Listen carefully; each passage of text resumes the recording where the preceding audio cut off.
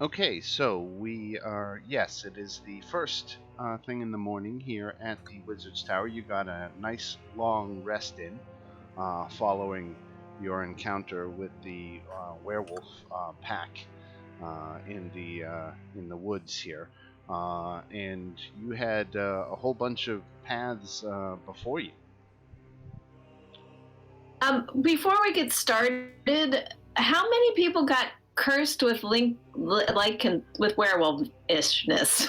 I have been cursed with werewolfishness.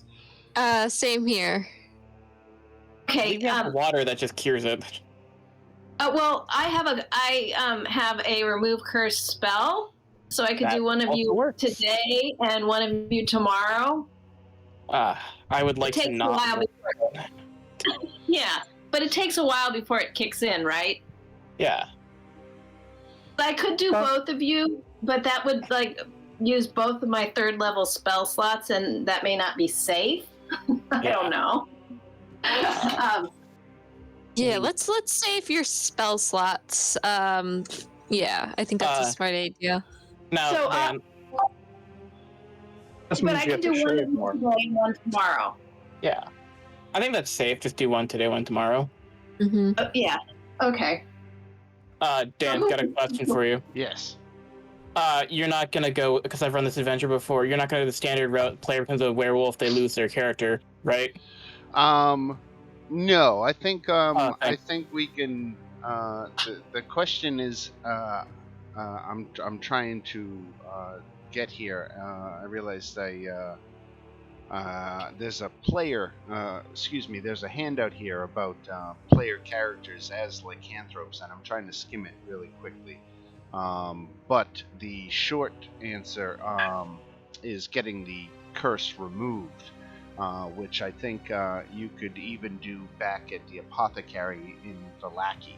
And as long as everyone did that in relatively short business, I would think that,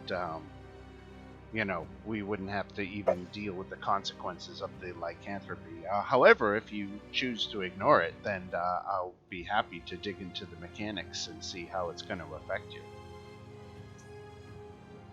I think it's time for me to use the spell, remove curse, Right. rather than spend money. Right. Yeah, that's a much safer option. And if that's a ritual cast too, you can even do it without expending spell slots. If we just were to say, you took a couple of hours to do it. I mean, the fact is, you just had, I think, 16 hours of downtime, so there was plenty of time for you to, if you have the ability to cast remove curse, then it's really just a matter of investment of a little bit of time for you to get rid of it. Well, it's not a ritual, but it is instantaneous.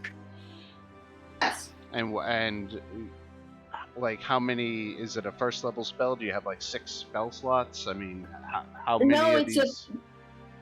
It's a third level spell, which is why I'm saying I'll do one of them today and one of them tomorrow.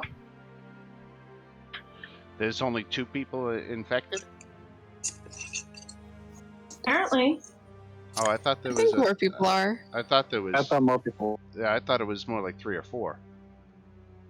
Oh. But I might be remembering wrong. If only 2 people have stepped forward, then those are the 2 we'll go with. Okay, so yeah, one today, one tomorrow. So that would be sufficient then. Just burn your 3rd level spell slot for that, and do it today, and just remember to do it tomorrow, and then we'll call it even. Great. That's why I was saying one today and one tomorrow, to save my other level slot, just in case. Just in case. Right. Yeah, it's not going to be an issue between today and tomorrow.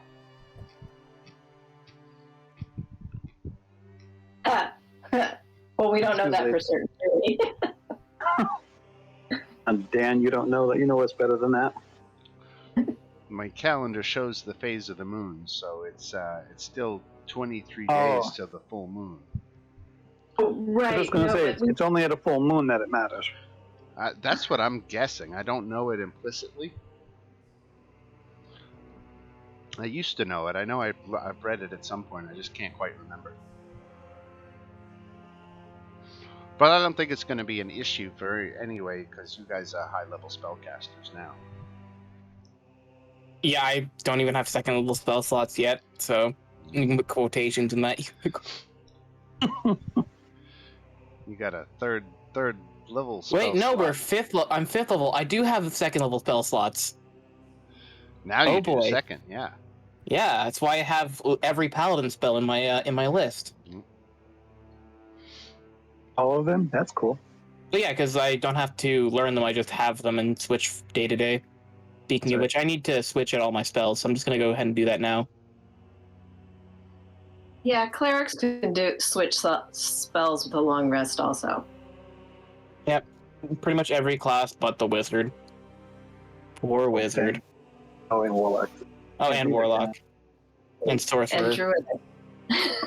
But artificers get all the spells automatically. Yeah, I wanted to play one, and the DM was like, "No, too powerful."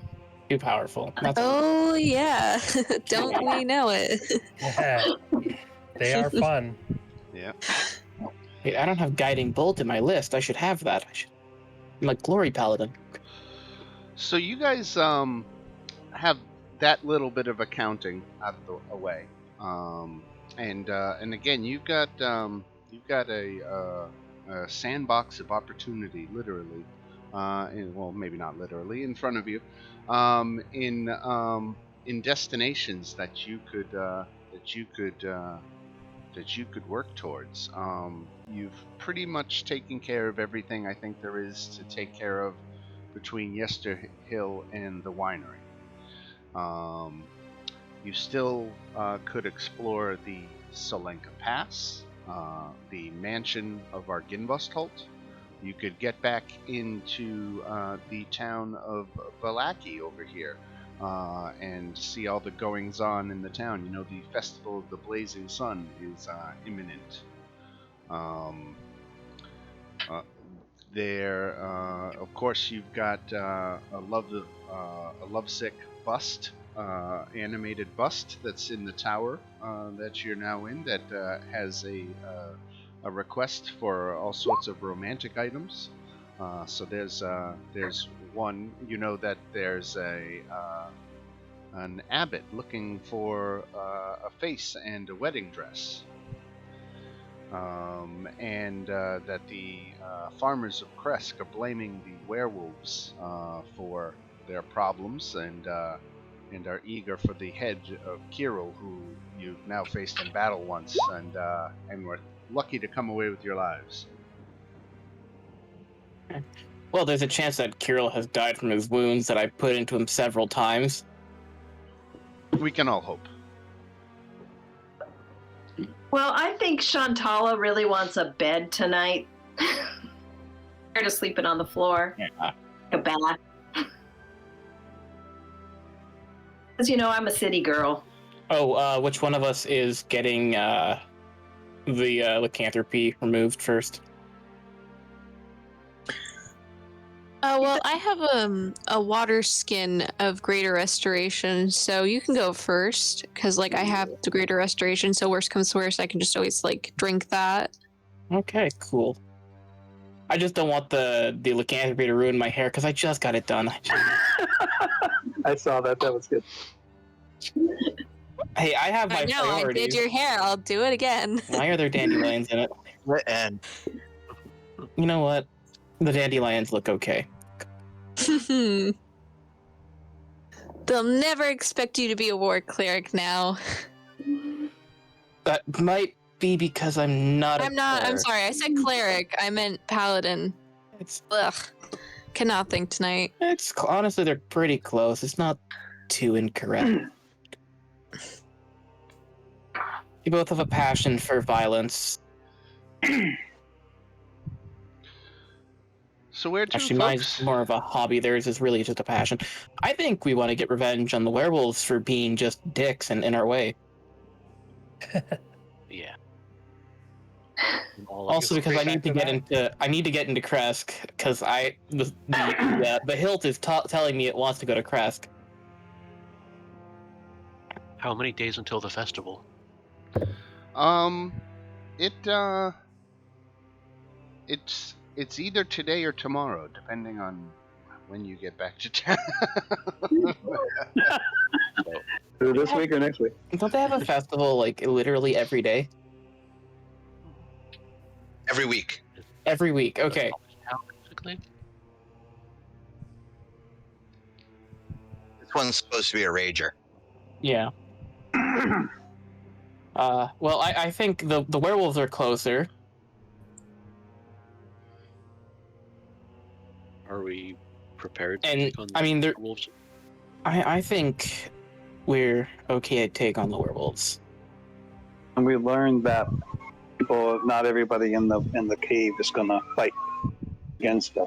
I've learned Kirill's greatest weakness is repeated bludgeoning. That's good for everybody. Well, don't we have a book I was gonna say on that. fighting werewolves? Because I know I took all the monster fighting books. Could we like crack that open and see if there's any useful tips on fighting werewolves?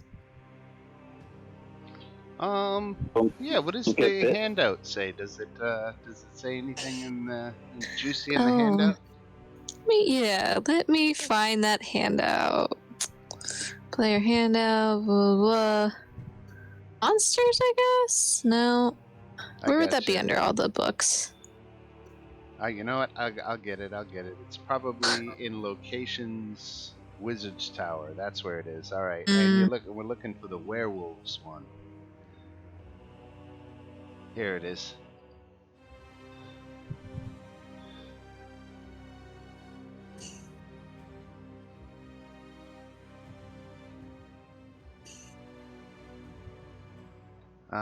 Brief skimming it. I'm not seeing anything particularly relevant. It's a little bit more on lore. No. Yep. No, yeah, it's lore. It's lore. Okay, well, this is not gonna help me.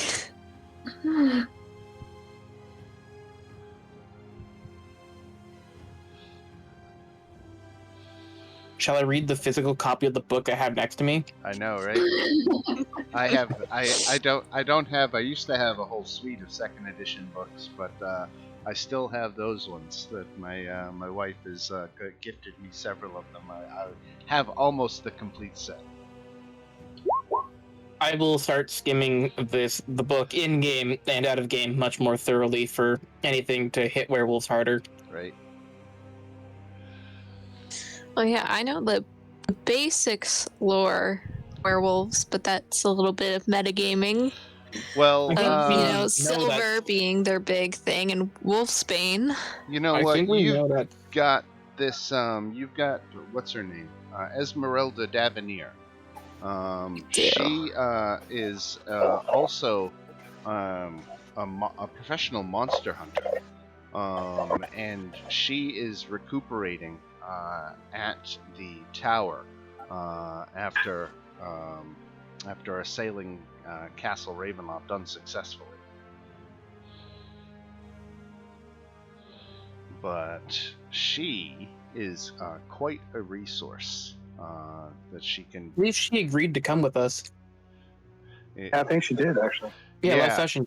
Yeah. She absolutely will come with you to the werewolf den to see this through. We have the other.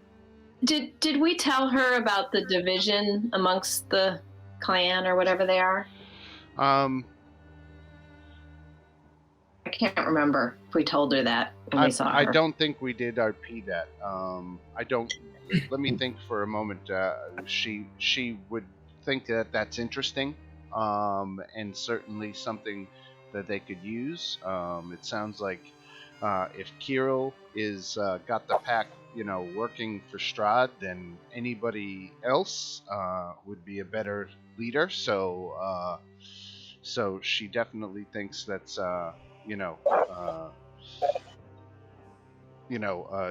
something that helps swing the odds in your favor. Right. Well, it would be important if she was coming with us so that she wasn't indiscriminate. Right. No. Oh yeah. No. Yeah. She'll definitely if we if you can sacrifice a little healing for her, you can get her back up on her feet, and she'll definitely be ready to go. How wounded does she look? Because I don't think we want to waste a spell slot on that, but I can just use lay on hands. She's at half hit points right now, so she needs about 29 to be. Okay. Wait, didn't she get a long rest? Oh well, I guess technically she did. Right? I guess that means she's magically healed. So I guess we can say because she rested 8 hours, she's not banged up anymore. I guess. Or at least recovered to a point where. Yeah. Yeah. Yeah, it requires some suspension of disbelief, but we can run with it. It's just a really good nap. It's really. I mean, it works in real life. It's a rejuvenating nap. Right. Have you ever taken a power nap? That shit's great. Oh yeah. Oh yeah.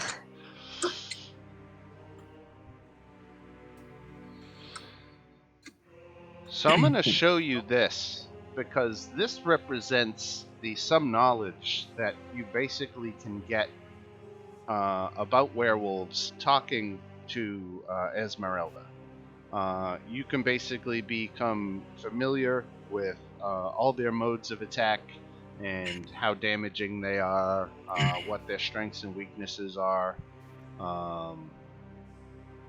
So I think you all can flat out see that now. So you can see the werewolf monster sheet and know that that's precisely what you are up against. You know that all the werewolf members of the hunting party survived. Kirill is the only one that went down.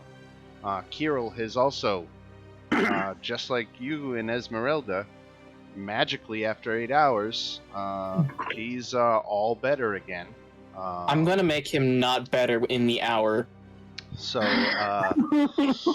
and you know, fighting him in the den, he has a few more allies there. You also know now that you have some allies there too. So, so it would be interesting to see how it shakes out. But Well, and given that they're aligned with Strahd, it seems like at some point we're going to have to deal with them.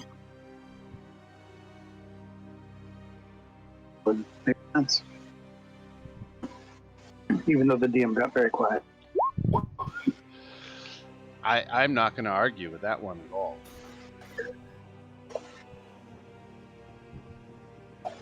Well, I am up for some violence. I think we should go pay the wolves a visit. All right. Everett agrees. Evie's gone to sleep. Ready to fight. I could use a wolf jacket. You know, I can make us all like nice accessories if we slay enough of them. I haven't had a good wolf pelt in a while. Do we have Esmeralda with us and the other lady? Esmeralda, definitely. Oh, Who is the other what's lady? out? No, she's safe in town, right? Irina? Yeah. Yeah, I think you left Irina in Valakia, I think. Okay. No, we left her at the winery. She's at the winery. Oh, she's still down there. 'Cause we went to Yester Hill, then we just skipped the winery on the way back, and we left her there. I think So that's right. she's chilling with the were-ravens. It's not a bad place for her. Not a bad place at all. You know, if Kirill dies in his wolf form, I need to replace my shoulder cape, and well, whether he wants it or not, is going to be volunteering for that replacement. Don't they revert when they die to their original form? Do they? I mean, it's a bit more grotesque, but he'll still make the cut. We had all those regular wolves last week. Maybe we can use his face for the habit. No, but if they don't revert on death, then I am making a new shoulder cape. Ew. I'm Are we just just gonna march shuffling again? people around a little bit. There's a few tokens I've got to put back where they belong. Okay. You know what? I changed my mind, by the way. It's Evie because Everett has no reason. All right, Wait, hold on. How long has Evie been out there for? Instead of a Everett? while. A while. Yeah, no, Everett's gonna be really confused when he comes back. Yes, he is. That's just the reason why I decided to do that. Not going to know what he's doing now. Did Everett ever meet George? No, Evie was so excited. Oh, I've completely shattered Evie. I feel sorry about that. Yeah, I'm crying again. Don't make me cry. I don't know what to say here. How many of the Be wolves? kind to You figure me. you probably wiped out half the wolves in your encounter, right? Yeah, we killed quite a few of them. 35, Shockingly enough, 40. wolves are weak. All right, we'll take out that many wolves. We'll put this many back here with Skinnis. Okay. Now these dudes, I want to just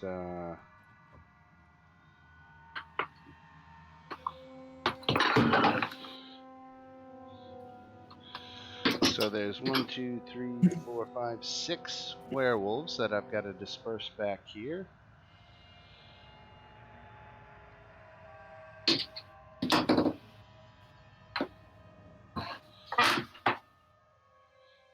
I'm gonna bring out the magical axe so I'm not taking half damage for this fight. Most I'm not dealing half damage for this fight. Alright, so we'll put 6 dudes back there. That's 6 dudes, and then we're gonna put Kirill.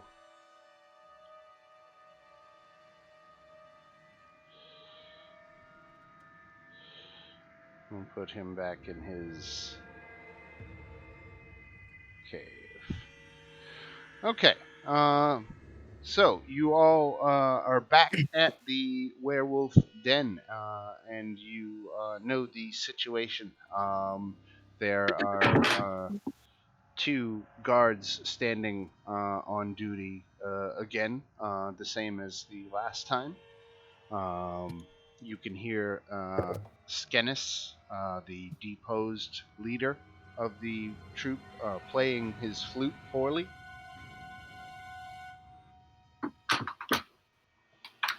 Oh.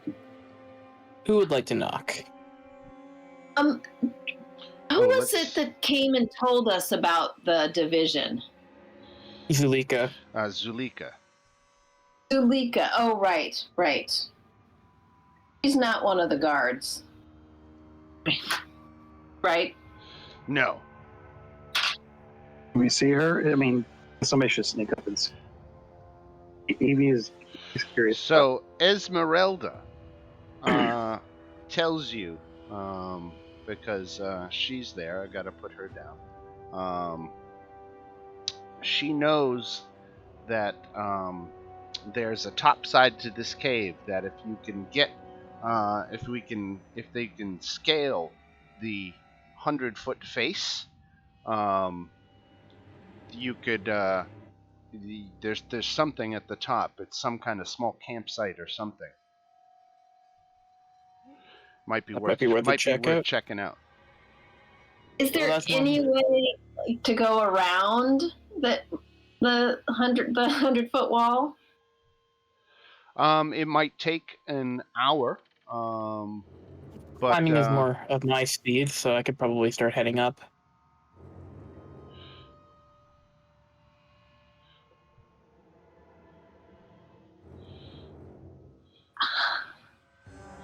Because I could well shape into a spider and climb too. Do you know if there's anything up there when we get there?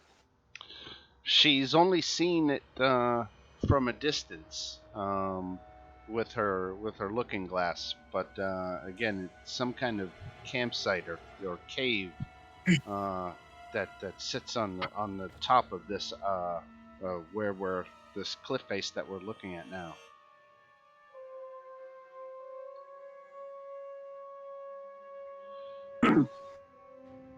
I could wild shape and go up and look. Become a climbing spider. Like Rose. All right. Or people. You want me to go stealth? Well, yeah, I don't think I can climb that wall, so be good to. I would like to also climb the wall. So, Alice, you coming with me? Evie, Yes. I just dropped a copy of your token on the top portion of the map. If you scroll all the way to the top, you should see that you are in a sub portion. Yeah, I would like to, if I can, I'd like to attempt to climb as well. All right, let's do an athletics check. Yeah, I'm also going to use Peerless Athlete. Please don't fall. 23. All right, very good. I'm going to copy. I'm just going to put a copy of your token up here. I'd like to do the same as well, but I have a climbing speed, so I don't You have know. a climbing speed. I do. Oh, all right. Nice. I'm a kitty. Well, let me drop a copy of your token up here as well. All three of you see where I'm talking about? Yep. Okay. Yep. So Alright, should I go over and check it out? there is a corresponding description here. I guess I should read that to you. Let me look that up real quick. Werewolf Den, C8. Okay, so a 20-foot diameter ring of stones dominates a rocky ledge on the mountainside. Within the ring, you see spattered blood and small gnawed bones. Lying on the ground outside the circle are several spears stained with dry blood.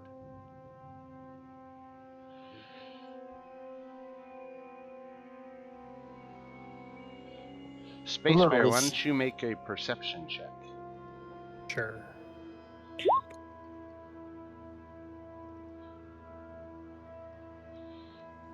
All right. Let me see that. Okay, very good. So you have actually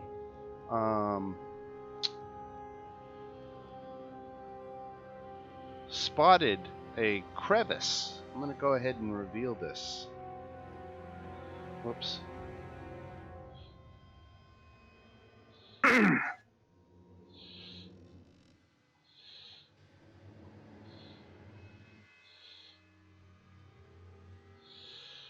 So you see this secret here.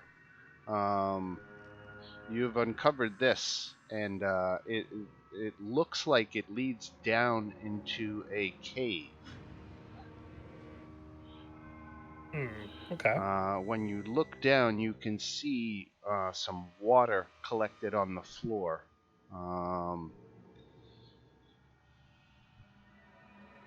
But you can also see a portion of dry floor down there. It looks like it's about 20 feet down. Does this look like another entrance in? It definitely leads into something. It's Okay. lit down there.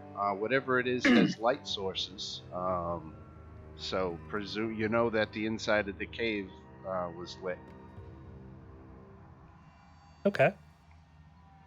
Yeah, let's see if I can climb down in there.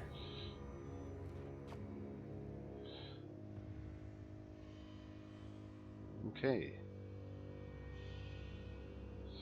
So you come down right here. A gash in the rocky ceiling allows the gray light and cold drizzle of the outdoors to seep into this dank, torchlit cave, where an underground spring forms a pool of water roughly 40 feet across and 10 feet deep. A 5-foot ledge on the north overlooks the pool, and a similar ledge spans the eastern wall with a rough-hewn staircase leading up to it. A few crates still sit atop the eastern ledge. The water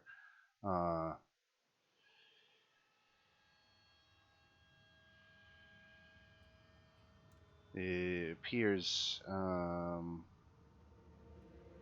What does it say? The ceiling is roughly 20 feet above the surface of the pool. That's what it says. Okay.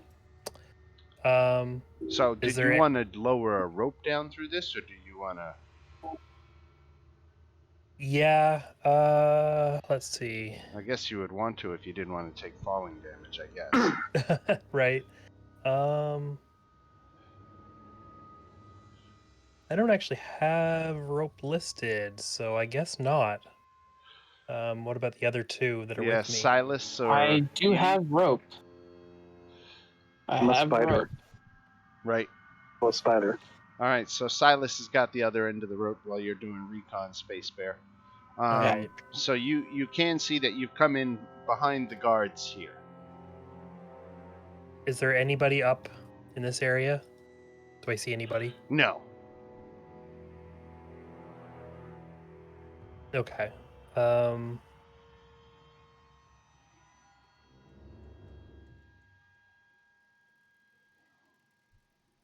Can I try to get over there stealthily? Sure. Roll a stealth check. You. Very good. Fantastic. So I'm going to try to move up into this area, kind of stay sort of hidden, and wait for things to kind of start. I don't know if I want to just start blasting away. Now you've left a conspicuous rope dangling from a fissure in the ceiling. Yes. I kind of made the assumption that Silas would pull that back up. or do something, or climb down with it. Either way. I'm going to climb down before he does that. I want to be on the wall too. 30 EVs. Are you climbing down as you or as a spider? I'm still a spider. Okay. So we will move. If they don't need the rope, then I'm going to. Oh no, I'm well beyond 50 feet for the rest of them, so they're gonna have to probably just go to the main entrance. Is there anywhere I can tie the rope off above the top where I am? Yes, there's enough vegetation nearby where you can tie firmly to a root. Cool. Yeah. I will start making my way down there at the first sign of trouble. All right. Other than that, you'll stay up here. Pretty much. Okay. Let's jump to everybody else that we've left. Some people have climbed up the cliff face, and they apparently have found some stuff to keep them occupied. Esmeralda asks you whether you want to follow them or go with a frontal assault, or just wait for them to make some kind of move and be here to back them up. I kind of thought they'd come and report back. But Yeah, I think we should wait till we hear from them first. I nominate Fancy to go up and find out what's going on and come report back to us. He just posted in the chat that the plumber just came. So. Oh no! Oh no! Yeah. Yeah. So he says, don't go dying on him. But yeah, he's occupied at the moment. Got it. All right. Well, perfect. So all the better. I can roll for Fancy. I'm happy to try and climb up. I'm pretty stealthy and athletic. We should all climb up and leave Fancy down there. Yeah. Fancy didn't roll very well. I don't know. we could go in front and ask for Zulika, but of course, if we go in the front, we could be overwhelmed very easily. All right. Oh yeah, like us showing up the first time wasn't good. So. Yeah. Well, you got to remember too, it wasn't a completely benign introduction on your part. I mean, you literally a guy was invisible, snuck right up into their faces, and then became visible trying to cast a spell on them. And then when it didn't work, it's kind of like you didn't exactly come in waving the white flag, going like, "Hi, we'd like to talk." You kind of like, "Ha!" Pretty much. and Yep. and so they They'll reacted. probably remember us. Right. They'll remember us. So. Right. It was memorable. It was that. So I think we need to find out if that's the way we want to go, if that's the way we all should try and go, or if it's not worth it.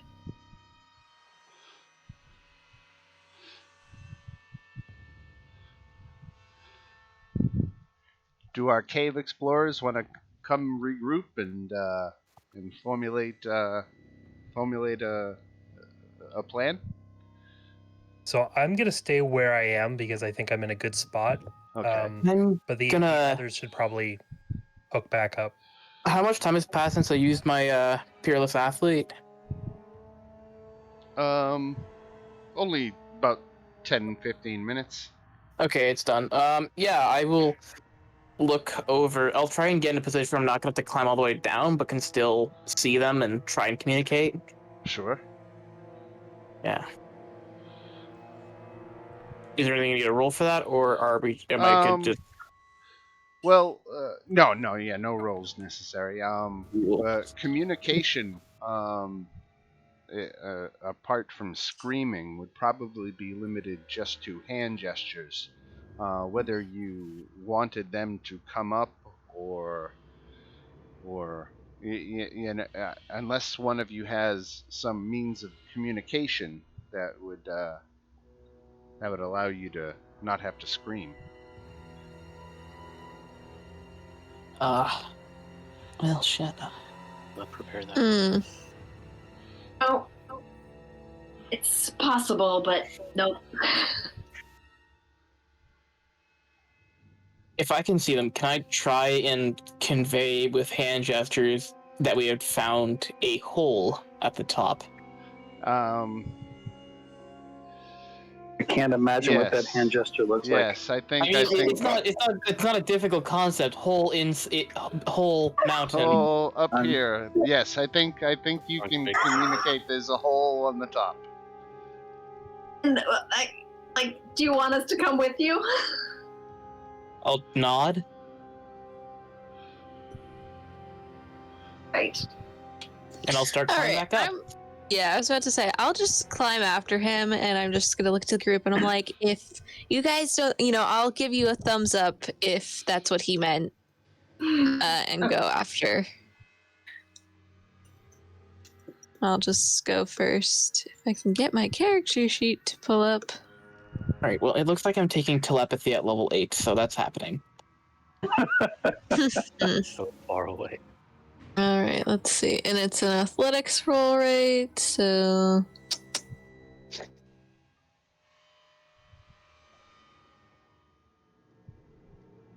Yeah, and that's plenty good enough. So you make it up to the top, and if you want to make a long story short, I can say you climb down into the hole as well.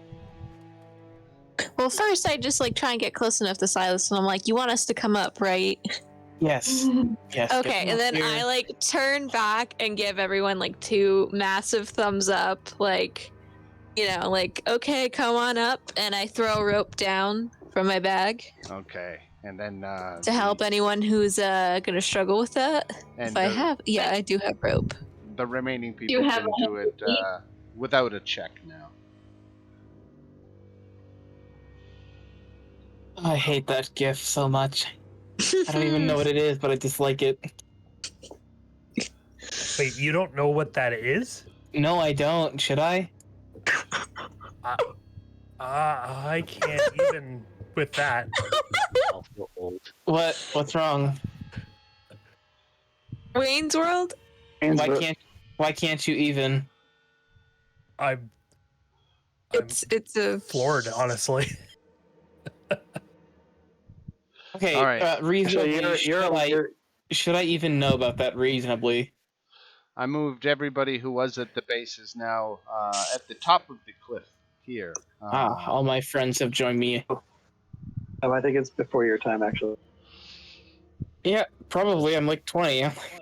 Just That's what I mean. how old we are. Unless you saw the movies, that would be where you'd think. Yeah, it did come out in '92, so before your time.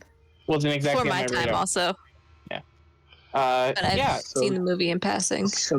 If everybody's up here, I'm going to, as stealthily as I can, which is a load of bullshit because I'm in heavy armor, go down the rope. Her Evie has moved out of the way. She's afraid people are going to fall on her. The Probably. sound of the dripping water provides some cover as you come down. So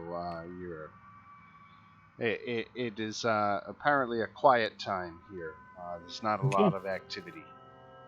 Yeah, I'm just gonna trying to time the armor to the sound of the water. Just try and get out of the line of sight of those two. Okay. Up, up, very stealthily because I know what I'm doing. I don't know what I'm doing. If that's okay, Yes, and I'll yes, just very I'll good. just wait. What about everybody else up here? Esmeralda seems to be thinking the plan is just a Trojan horse, just to sneak inside and then surprise attack. That's what it seems like. It's like perhaps we should make some kind of contact with our inside man. Exactly. Perhaps if we were to, if there was any means we could locate her within here and let her know that at least the attack was coming, she could prepare her people. Yeah. Sorry about that. So I guess we have to follow these guys down the rope. But I can't see where we're. That's another map, isn't it? It is. Let me. If everybody is good with going down, I'll dispense with the one at a time, and I'll move us all into this room here, Hey, Dan, which is just behind the guards. Does a hexed creature know it's hexed?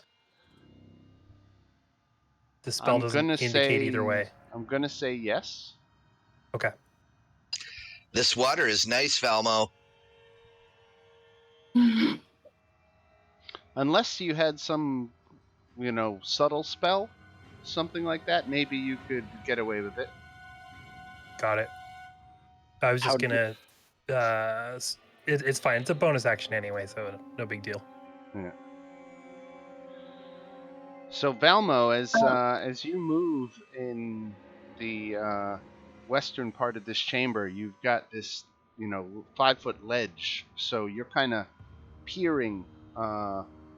You're mostly concealed where you are, and you can see that there are dens deeper in that are occupied with several people.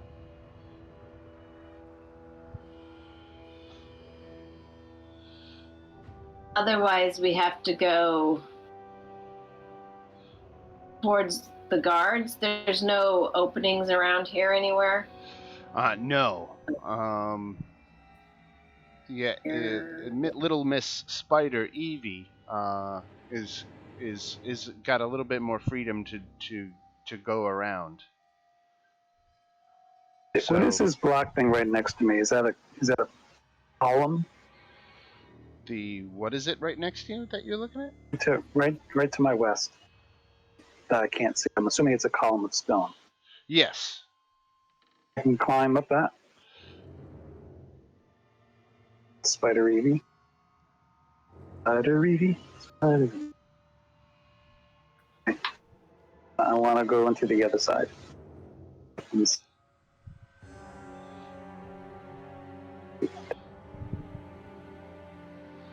Eating very heavily. So you can see Skenis and all the wolves in here. Yeah. Oh.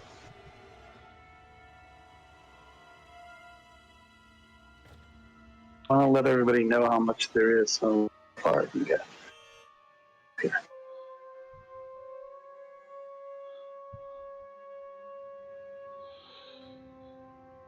And as you get up into here, you are entering a maze of torchlit tunnels and caves.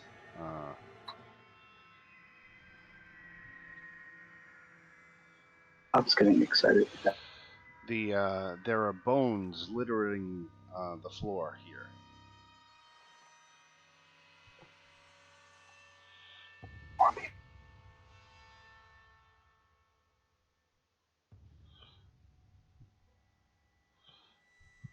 Know who those people are?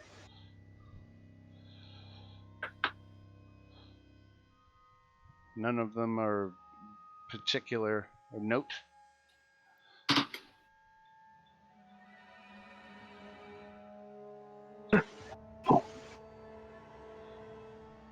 He's getting nervous. She's coming back.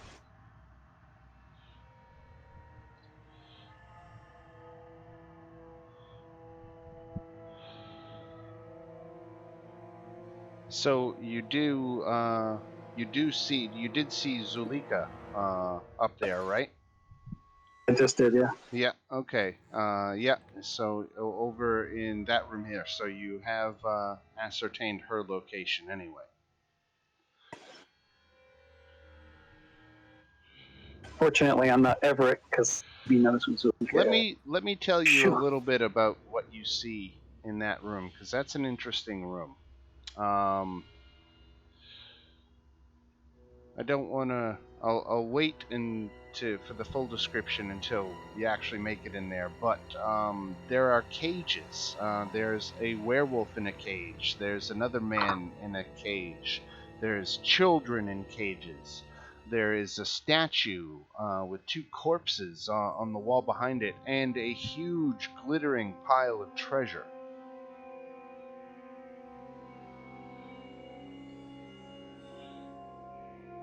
He's gonna come back. Very, very nice. That's cool. So if you can all see my ping, this is where Evie is reporting Zulika to be. She's basically in the chamber to the north of you. I'm coming over to tell you. Like that.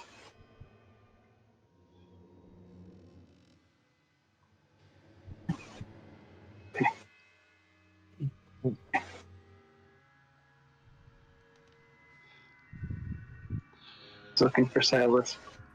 I'm like in the corner. Shove. Buddy. So, you guys the gang's all here. What are thoughts on how to proceed? So, is there any way to get to Zulika without being noticed? You would have to the people that Evie saw on her reconnaissance run were all like down for midday siesta.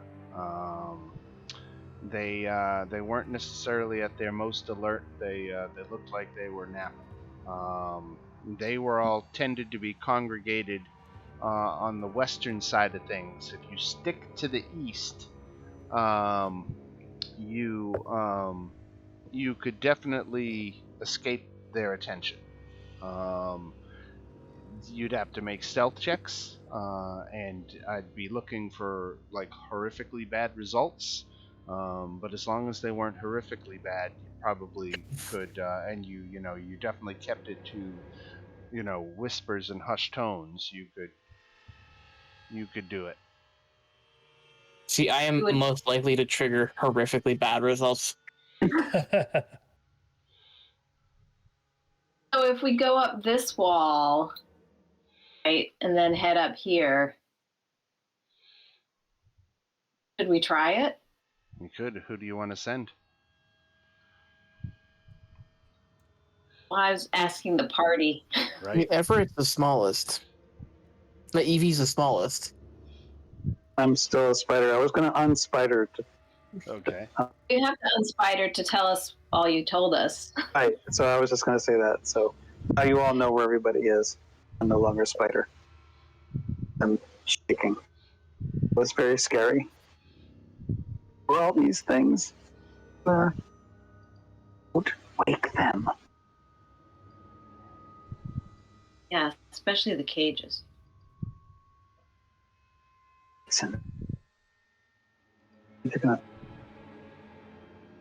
That was Zulika. She was our friend, right? Right. Yeah. If you know where she is, stay Yes. quiet enough, we can get her to get her allies prepared. That's where she is, by the cages. Maybe she's trying to help them in the cage. She's trying to cure them. Then It maybe seems you really should dangerous go over for there. just a few people to go. But at the same time, if we all go, we're going to attract a lot of attention, myself included. I can go again if you want. I'm pretty stealthy. Well, we could say half of us could go Yeah, let's do that. before. Fancy will stay Who's the behind. stealthiest? Velma will stay behind with his 0 stealth skill. Well, I can go. My stealth is K. Send me So you're alone. pretty stealthy, right? That You send someone alone. That's a good way to die. Yeah, I don't think that. I think if four of us go, Chove, Evie, and whoever else is most stealthy. All right. We're looking for everybody who goes to make a stealth check and have to get at least a 10.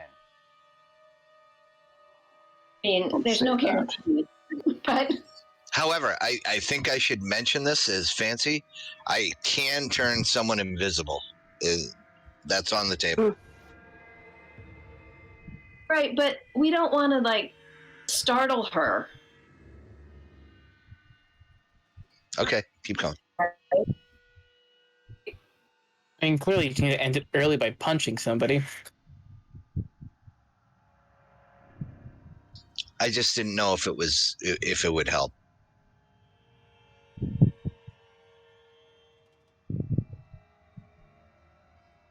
Phew.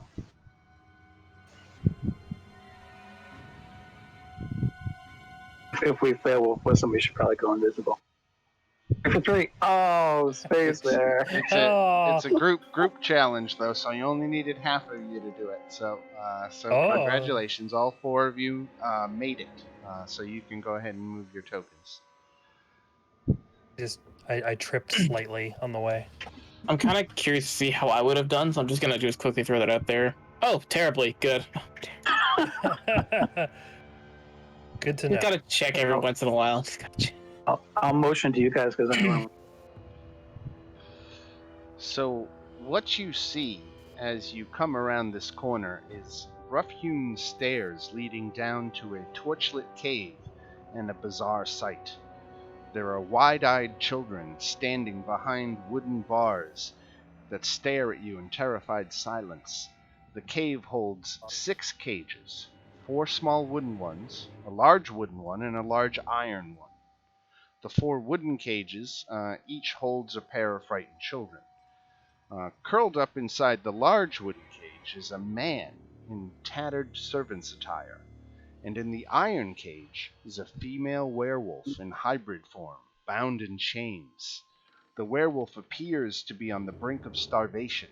It struggles weakly against its bonds, frothing at the mouth.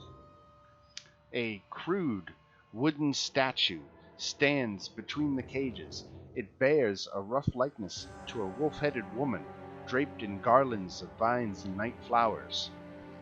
Piled around the statue's base is an incredible amount of treasure. A woman in shredded clothes, Zulika, kneels before the statue. behind the statue, 2 maggot-ridden corpses hang from iron shackles bolted to the wall. The ceiling here is 20 feet high. Zulika sees you approach and hurries over, and is surprised that 1, you made it in here, and 2, at your boldness. She comes over and asks you, "You're here to kill Kirill?" Well, yeah, I mean, is that what you want? I mean, he did a pretty bad job on us, but we're all here. Half of us came up to talk to you to make sure that you were ready. You could get your people ready. If that's how you want to go ahead. Um, she can definitely do that. She said she's already worked out a signal that she can give her people to stand down in any conflict to come. And furthermore, she can report that Kirill is sleeping alone in his little private quarters just north of here. And if you were to creep up on him now, you might be able to catch him completely unawares. Well, he's pretty powerful.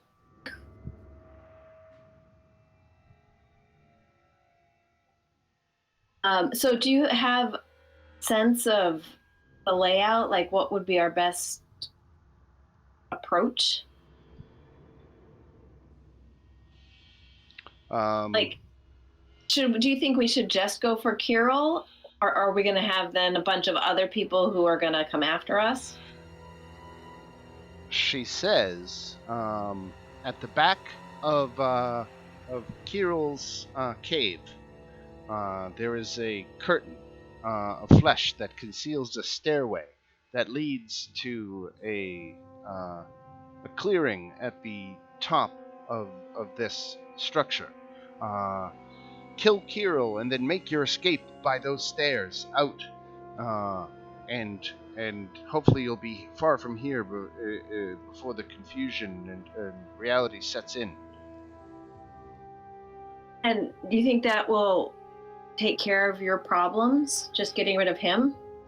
I mean, what about all his loyalists?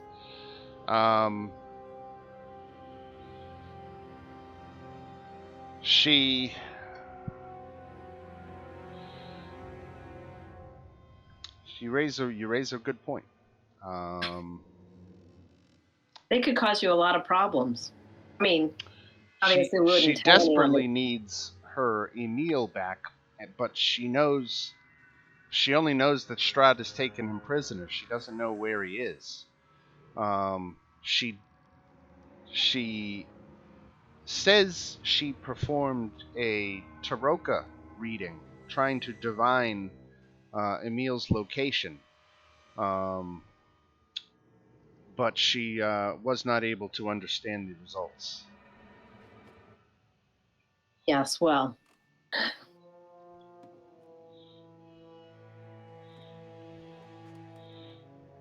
But what about his loyalists?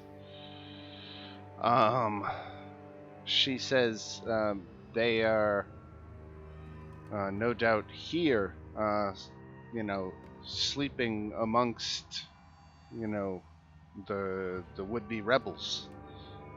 Is that who was? She Is that doesn't who I know. saw sleeping over there? Doesn't know how she might tell you how to tell them apart. Right.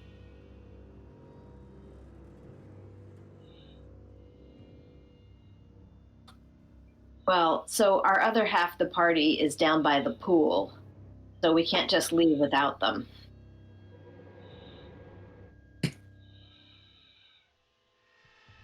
I'm gonna tell them what to do. Yeah, we have to go back to them and we'll tell them everything you said. But if, just in case, you be ready to notify your people. She'll be ready, and if there's anything she can do, Let her. What was let her know. What was your signal? She said there was a signal. What's the signal? It's a safe word. We have the signal. Sure, it's coconut. You're making this shit up, don't you? I would have chose alcohol, but okay. But and then Coconut. I just want to ask her who all these people are in the cages. She explains that one of the new policies that Kirill has instituted is, how they're been going about trying to increase the size of the pack. And Strahd has actually been permitting Kirill and his hunting parties to leave Barovia and enter other worlds on hunting raids in which they kidnap children and bring them back to Strahd's Misty domain. Here, Kirill keeps them prisoner until he has a sufficient crop to do a sort of battle royale, survival of the fittest, where he pits all the children against each other in combat. That is what that pit you saw at the top of the outcropping was all about. That is where he forces the children to fight in these brutal fights to the death. And when there is only one survivor, then Kirill will bite that child, transforming them into a werewolf and welcoming them into the pack. And she said it was, much more barbaric. The old practice was just to occasionally kidnap a children and infect them, not make them fight to the death. She didn't sign up for this. Yeah, that's appalling. And then talking about the werewolf woman that you see in this cage, she explains that this is a member of the pack, Annika. Annika fell in love with a human from Valaki. Against Kirill's orders, Annika went out and met with this man. So Kirill's punishment is basically he is going to force Annika to kill her lover. And so he is starving her to the point of insanity until she eventually will attack anything and kill her own secret lover. So that's what these two are about. Oh, and oh my God, like, this is so horrible. Right. Oh, okay. Well, we should go back and tell everyone. I'm feeling like we need to get rid of all the bad guys. Mm-hmm. Because it seems like that, like, there were what? How many? 5 of them? They could totally take back over and keep it just as horrible. Yeah. Agree. Do we have to make a stealth check getting back across? No. Okay. Actually, yeah, why don't I make you? That's a good idea. Why don't you gain inspiration for giving me that idea? Thanks, Joe. Almost at the last minute of class. Oh no! Listen, oh no. You got one more, right? Oh no! Oh. Oh, 23. savior, Wow. So someone stepped on a bone, and there was a loud snap, and it echoed throughout the chambers. But it maybe caused somebody to stir in their sleep and pay note for a second, but ultimately they just rolled back over. So close call, but okay.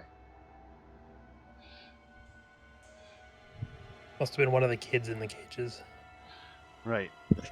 Those kids always making noise. Yep. Just can't sit still in their cage.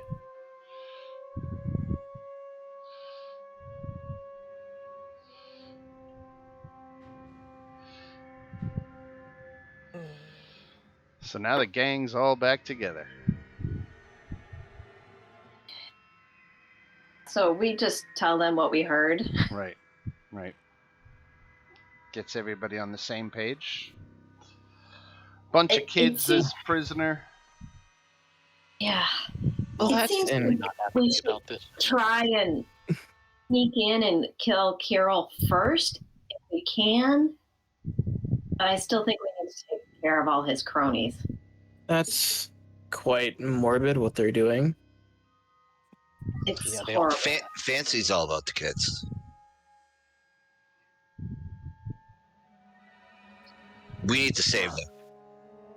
If we go in Yeah, and kill well- Geralt first, it might be easier.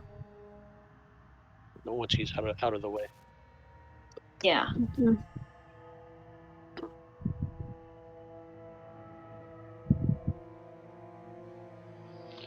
What's the plan? So did anyone get the location of where he's sleeping? Yeah. Zulika reported that he's sleeping here, where I'm pinging, and he's sleeping in wolf form. So yeah, it's up to on the other side of the cave to the northwest. We'll have to figure out how to get there without being caught. Right. Well, we can but try. No, I mean, that's pretty much the best we can do is try and get over there. But again, unless any of you have a way to assist me in this, it's going to be very difficult given all the chains. You could leave your armor here. That's a terrible idea and also will take 10 minutes. Oh, okay. What if Also, there's no guarantee he'll be quiet when he takes it off. Exactly. It's not exactly like I can just slip in and out of this. This takes quite a bit of time to put on. There are several layers to this. All Fancy has is I can turn Silas invisible. That would be a good idea. Invisible, but not silent. No, but it would make... It might not make me silent, but it'll definitely be better than just out in the open making a lot of noise. Only if you're not near the rest of us. Exactly. So, I mean, if Fancy casts invisibility on me, you will go first, and then I'll come on later. Yeah. Does that work with everybody?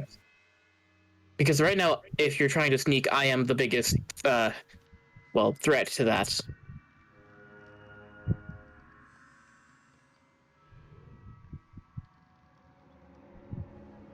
Oh, well, shit, I guess that's happened. Okay, well, I don't know how long this Wait. lasts, so you should get going. up to an hour, but let's not. So the rest of us need to do stealth again? It's gonna be bad. Yeah, anybody, is your destination this time Kirill's cave? Yes. Yeah. Oh, yeah. Yeah, it would be another group stealth check for everybody making the trip. Are we gonna go across the pond and up the cliff, or all the way around? Across the pond and Oh. up the cliff, I think. Across the pond.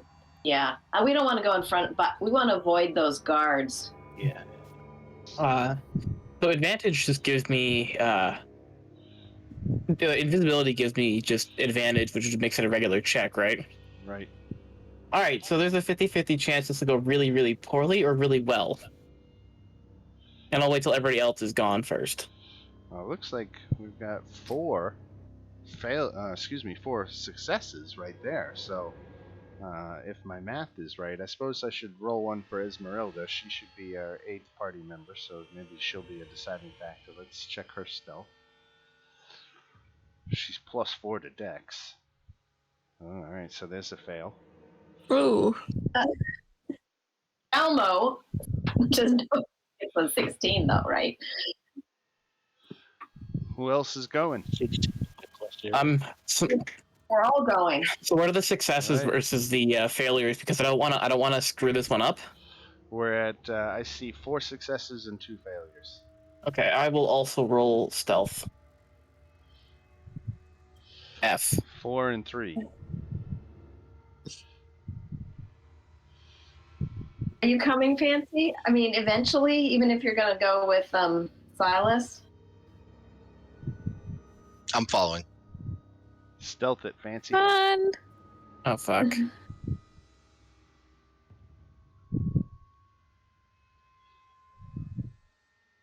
It's coming. God, I'm actually nervous. Holy fuck. Oh, well. Good. How can I turn that into a positive? Hey, guards over here. I'm not a hobbit.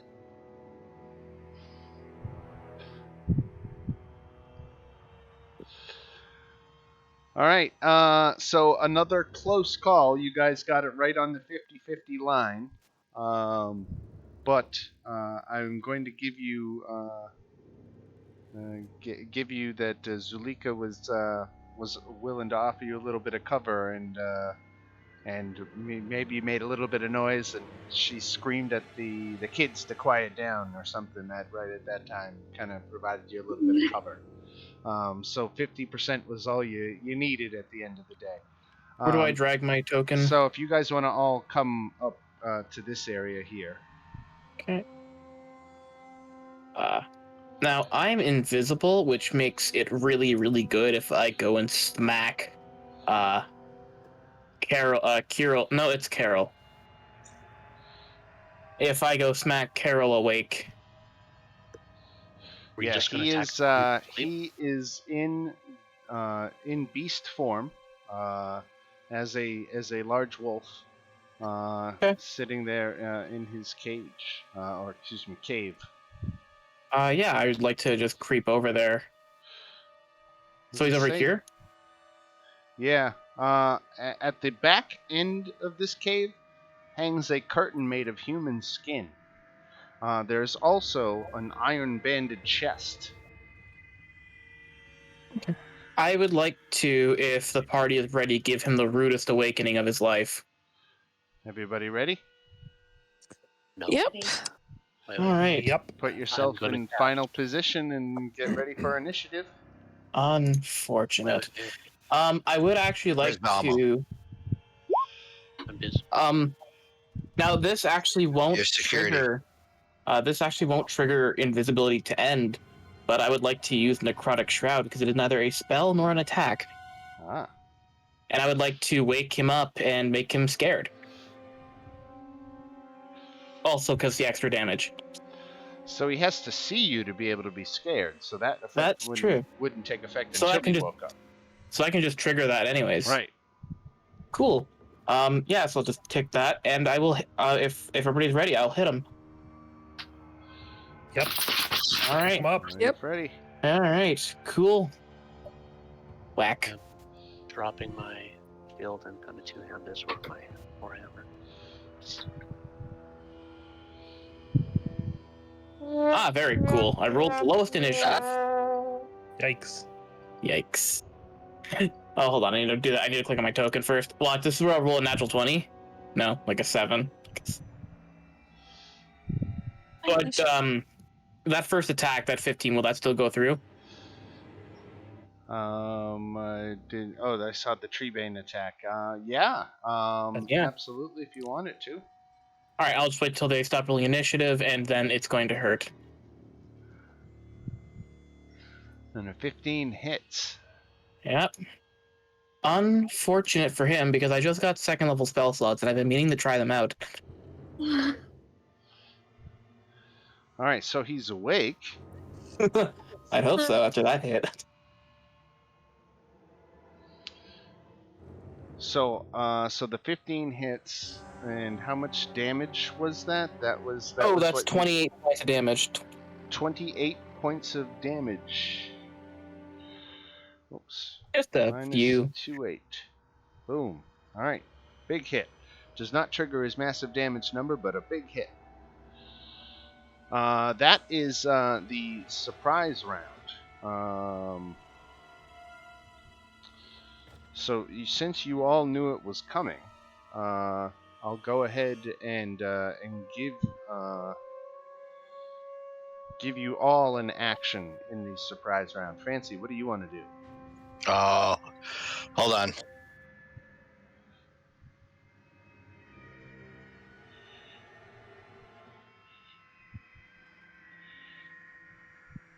Those look like names. Do we know who they are? No, you did not get to know them.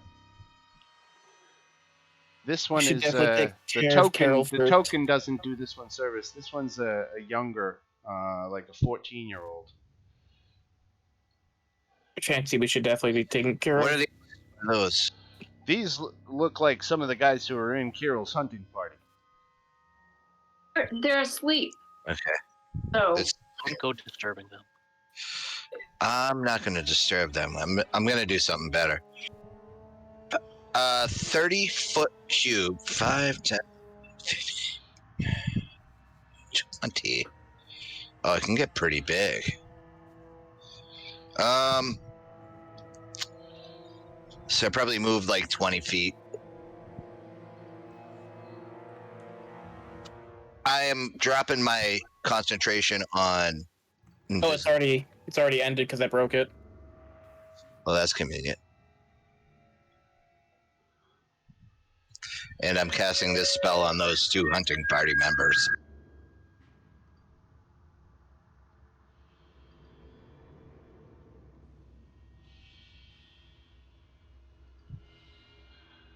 I was just rolling a few more initiatives. Okay, so a hypnotic pattern that targets hit points, if I'm not mistaken, right?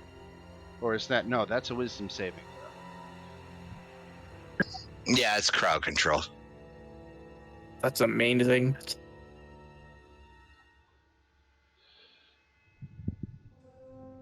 Each creature in the area. they have to see it.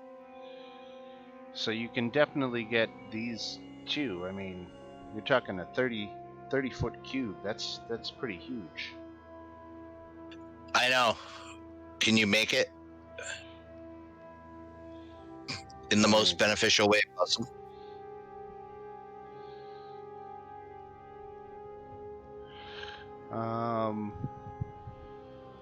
Yeah, what I could do is I could say that it gets all 4 of these guys all around this area. Okay, that sounds good. All right. So each one has to make a wisdom saving throw. Spell save DC 15. I basically turn it into a discotheque. Nice. Fail, fail, fail, fail. All 4 of them failed. So on a failed save, the creature becomes charmed for the duration. Holy shit. Incapacitated. Let's put a nice little pink polka dot on them for being charmed. And is that a concentration spell? Yes, it is. It is. So I might as well just walk over to them and start dancing with them. All they can hear is Caramel dancing. Sandstorm by Darude. Oh god, even better. All right. All right, so there was Fancy's opening move. Werewolf is all sorts of surprised, in addition to being charmed. Bianca But back here is He's having the best time of his life. Shantala, how do you want to open this up? I'm gonna have to move so I can see. Ah, there he is. Okay. Oh shit, I had a second attack I didn't take. That's okay. Oh. I'll remember that for next time. Take it now? I can? Yeah. Oh, that's gonna hurt even more if it hits. Oh, that's not the flail. I meant to use the tree bane, but they got the same Got it. same modifier, just one slashing. Okay. And I don't get necrotic shroud, and that can only affect one, but I do get another second level spell slot, divine smite. Bap. All right, 16 more points. All right, Shantala, sorry about that. That's all right. What she got? Happy to fight.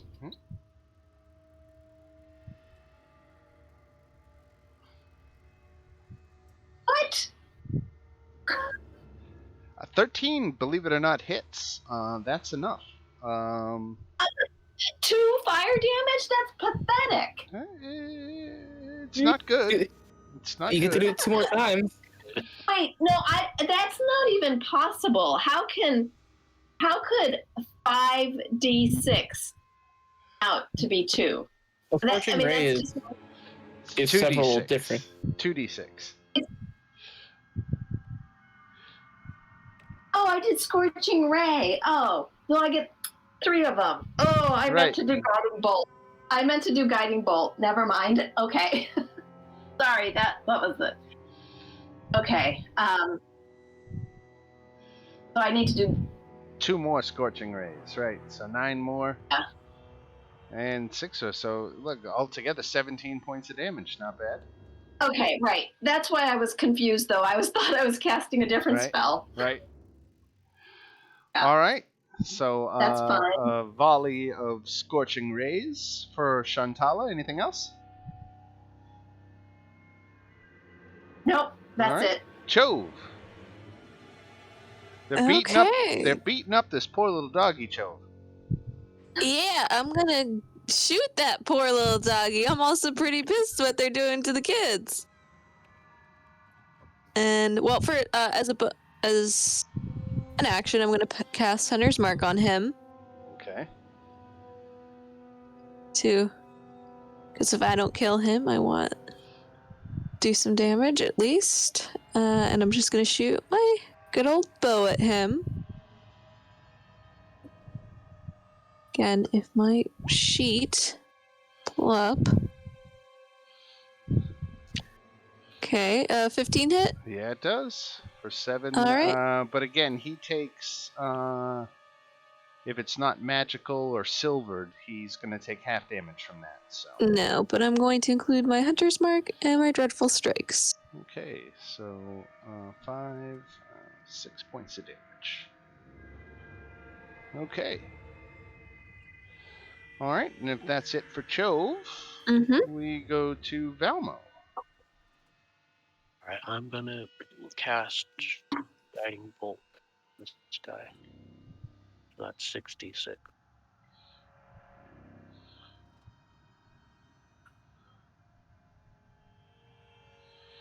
$14 hits for 19 radiant damage. Ouch. Yeah. And that also gives guidance. Oh wait, no. It has advantage on the next attack on him. Next person who attacks gets advantage. Okay.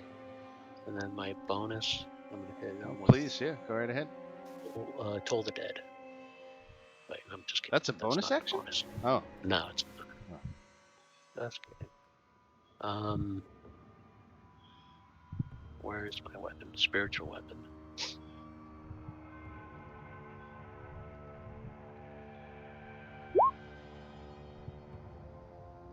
Oh god, it crit.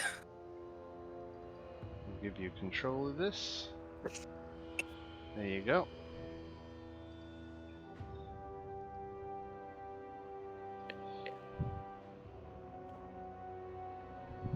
And damage? Let's see. Yes. Oh, yes. 11 damage.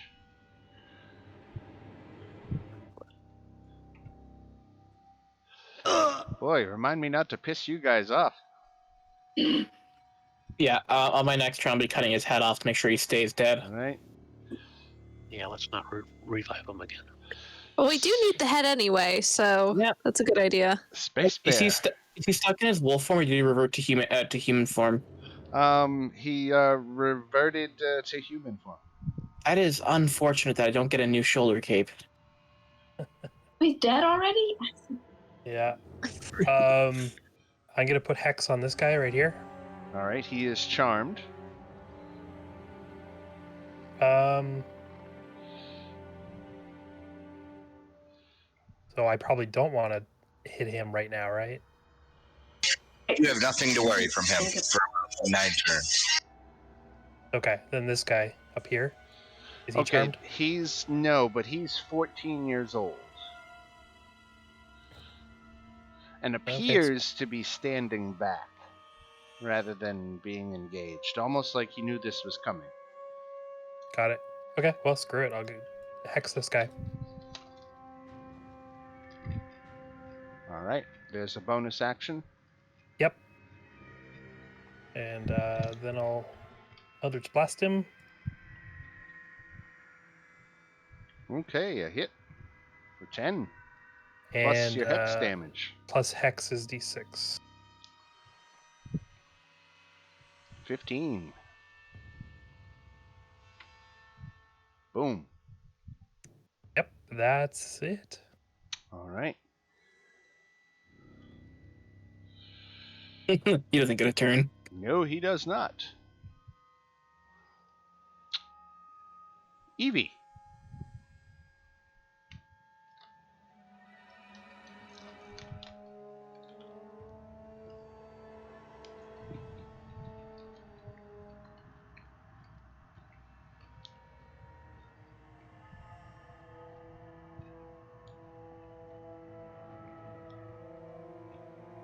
If you're talking, Bob, I can't hear you.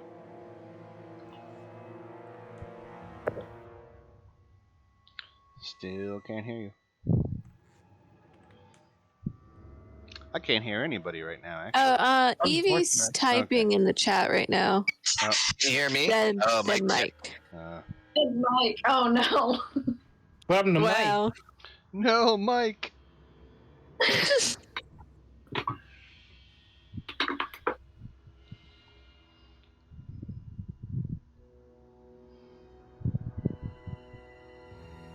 Did Esmeralda get in the Oh, she didn't.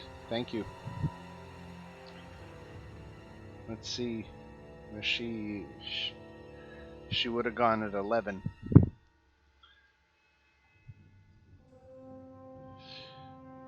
She would have readied an action for the first aggressive move that was made toward the group.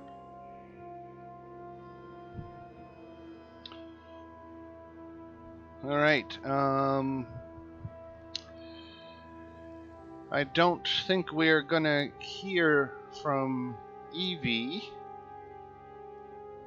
so let's move on and go to Silas. Oh wait, Okay. rowboating. Okay. All right. No, now actually, Silas, you already got your actions this round because you took your 2 attacks. That's what killed him. We just gave them to you at the top as opposed to the bottom, and that takes us out of the surprise round. Yep, into round 1.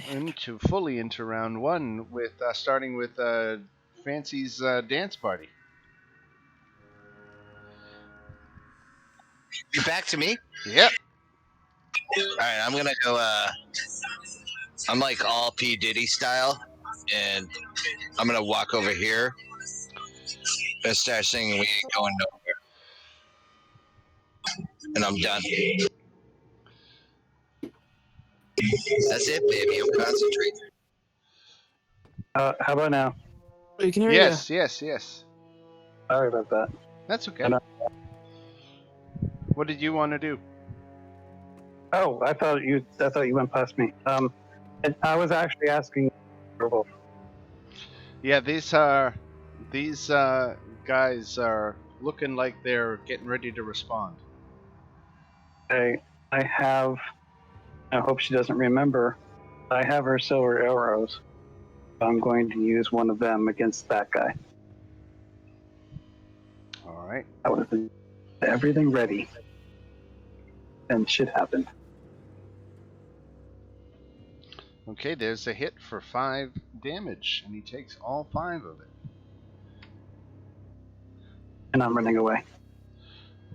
Save me! All right.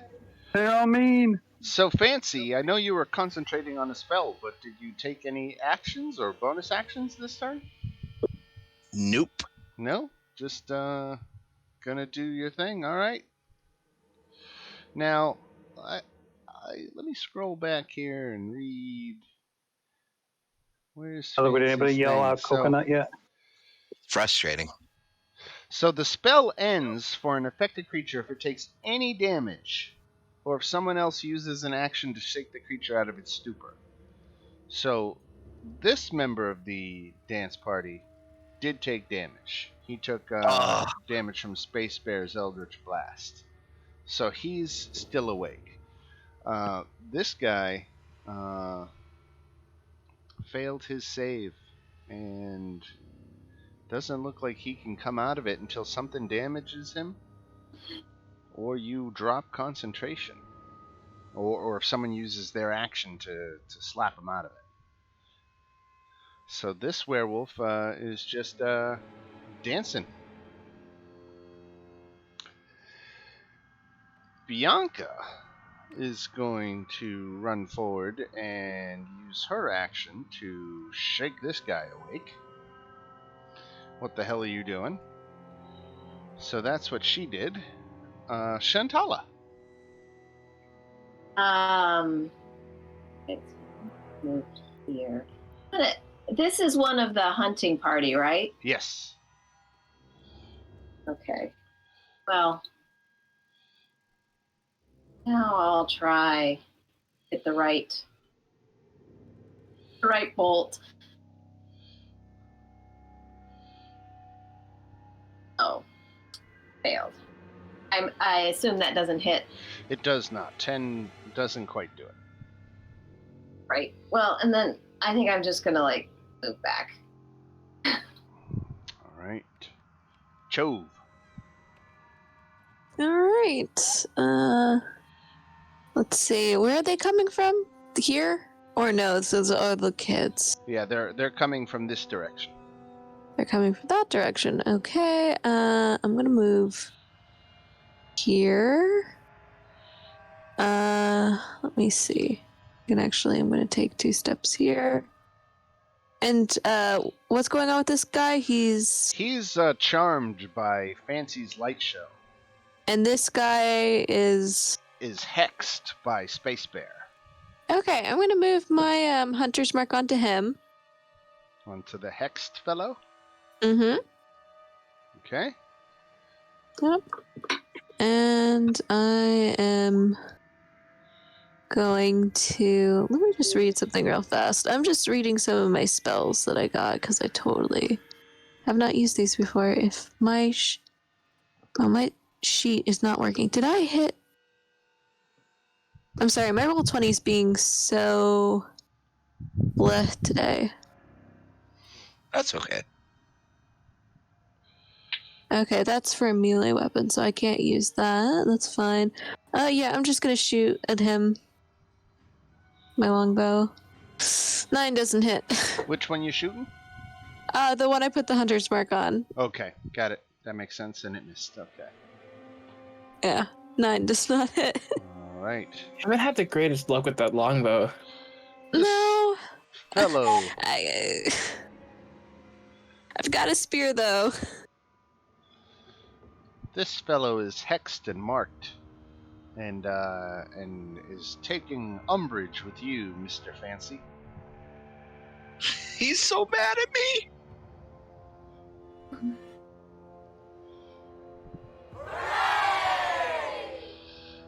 So he just tagged you for a crit, 15 points of damage. So I need you to make a Constitution saving throw for DC 10. It always goes wrong. People just don't appreciate you. I don't understand your artistic. But know that we appreciate you. All right. Con save. Yep. Okay, you Oh, no. drop concentration. So your light show is over. The discotheque just ends. It did. Boom. 15 points of damage. 14 hit you? I don't think it does. Yeah, it does. So he leaned in after he clawed you. He bit you. So take 4 more points of damage and make a Constitution save.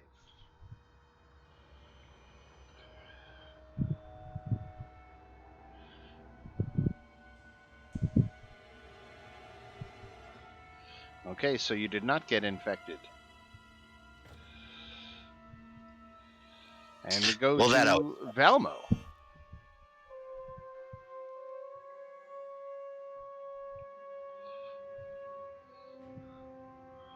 Valmo in the cave next door. To this guy. Cast Divine Can I- Favor. Can I suggest? Oh, you're not. You're never mind. I'll shut up. What's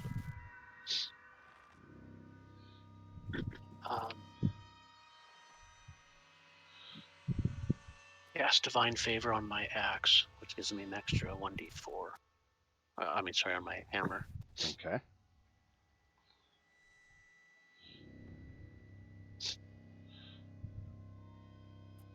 You want to get flanking?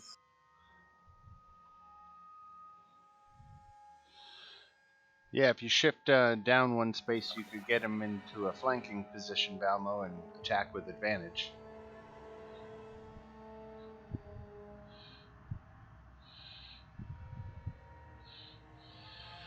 So a 13 hits. Trying to read your damage here. So I believe you use a shield, so you're one-handed damage. So you're 9. No, I took off my shield. Oh, okay. So my HP is down to. My AC is down to 17. Okay, so what's the extra Warhammer damage? That's from the spell? The Divine Favor is a Got it. 1d4. Let me roll that. That's why he's fancy security. Alright, so a total of 10 points of damage? If I'm reading that right? Yeah. Okay. Alright. And this werewolf down here, not at all happy with what's going on. He's in human form. 2, 3, 4, 5, 6. So he gets into position and transforms into hybrid. But that's as much as he can do. So he's in position for next time. That goes to Esmeralda, who's going to come around the corner. Esmeralda has a silver short sword. So she's going to come get this guy in flanking and attack with that. Actually, why would she do that when she's got a +1 rapier? Even better. 12 points of damage. Esmeralda gets 3 attacks. 2 with the +1 rapier. So she hits for another 13. Is Esmeralda just the strongest member of the group right now? And then a short sword attack. She hits for 6. So she just did 31 points of damage to this guy. Not bad, Wow. Esmeralda. 1, 2, 3, 4, 5, 6. And transform.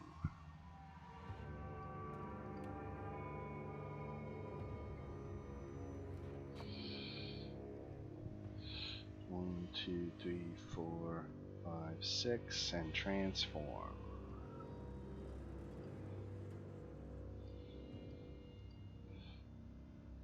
Space Bear. All right. Let's see. I guess I'm just gonna go after the guy. I'm already got hexed, so Okay. let's blast him. Okay, so 8 points of damage. Not terrible. I'll take it. Right? That's it. Okay. Way down here, the guard lady who's loyal to Kirill. One of them is, and one of them isn't. But the one that is, 1, 2, 3, 4, 5, 6, and she dashes. 1, 2, 3, 4, 5, 6.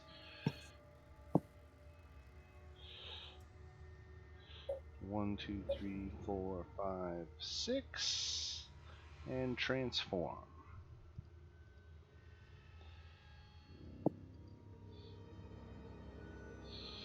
Okay, Evie. Casting my moonbeam works so well on the hunter party. But I think I can get 3 of them there.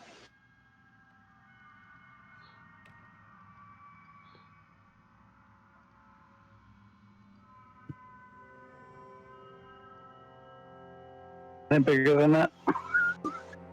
Not that size always matters, but I mean, It's what, 10-foot radius, that's right? right. That's it. That's it, right? Yep. Okay, so they're all starting in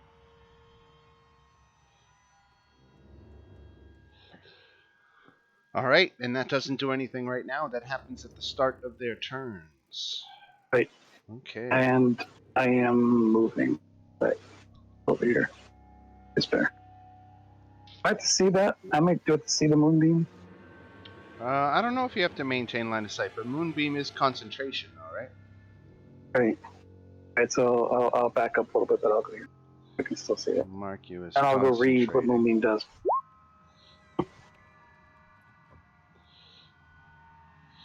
Concentration.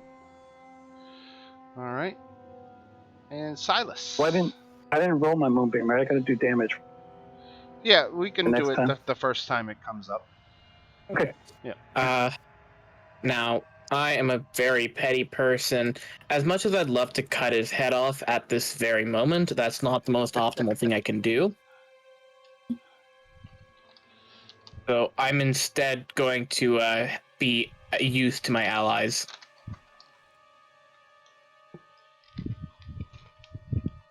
And predictably, I'm gonna try and hit the werewolf. Treebane. And bonus, sorry, before I was going to do that, I was going to bonus action cast Divine Favor, Okay. which gives me a d4. If 16, does 16 hit? It does. Okay. Unfortunate. That's a first level Divine Smite as well. Plus the 1d4. Yeah, it's in the Radiant Necrotic at the top. Oh, okay. So 19 points of damage. Yep. Wow, that Divine Smite did not roll that high. Second attack does not get Necrotic Shroud, but does get Divine Favor, I think. Until the spell ends. It's a concentration spell. Yep. Oh, that's a natural 1. I'll take my second card of the night. What's this one do? It's a D4, and that's a D10 negative on saving throws. Oh, no, yeah, skill or attack roll is a D4, saving throw is a D10. All right. All right. Fancy.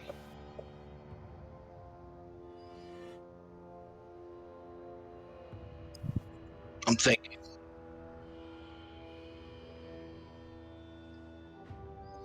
I think I'm going to do Mantle of Inspiration. I'm getting the F out of H. Me, Valmo, and Esmeralda all have options to move.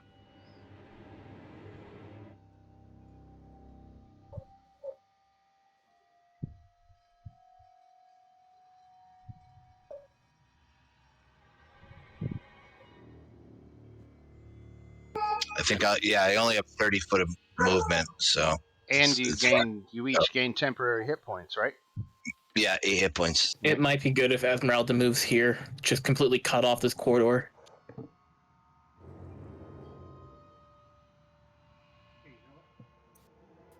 Yeah, I mean, if we can move her to someplace. Yeah.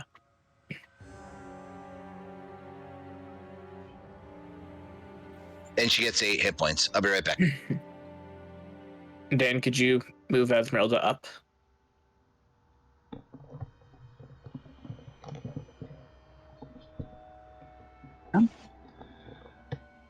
Okay, sorry about that. I had to take off my sweater. I was overheating. All right, so Fancy expended his mantle of inspiration, and everybody boogied down and redistributed, and Esmeralda got a use of it. We're just seeing if we can get her to move up to, like, up 3 spaces here. I see. Okay. Just cut off the entire corridor here. There we go.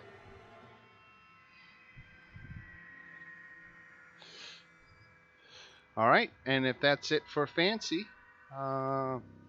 we'll come to this guy here, who's going to use his action to change.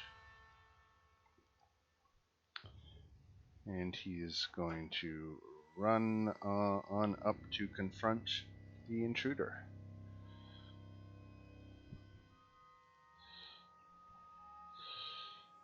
Bianca changes, and 1, 2, 3, 4, 5, 6 gets right around the corner, and we go to Shantala. Okay. It's so nice that you all moved out of the way. So I'm going to I need a 20-foot radius sphere. Okay, you got one?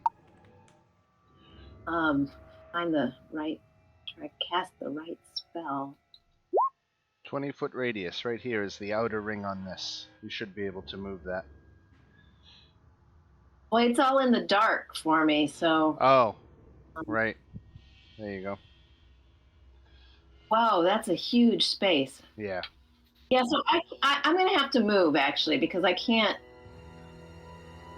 There we go. I can't move it. It might be tough because of all the dynamic lines going on. I can't even seem to click on it. Move it. So I want it to get as many of the werewolves as possible with not hitting any of us. So targeting right there, for example. Or maybe just a little over, and a little west. Gotcha. So like, I can move the thing now. That's wild. Yeah, I think I didn't have it set right. I think it's okay now. Yeah, so this one you could get them all. Okay. So they have to do a dex save. Okay.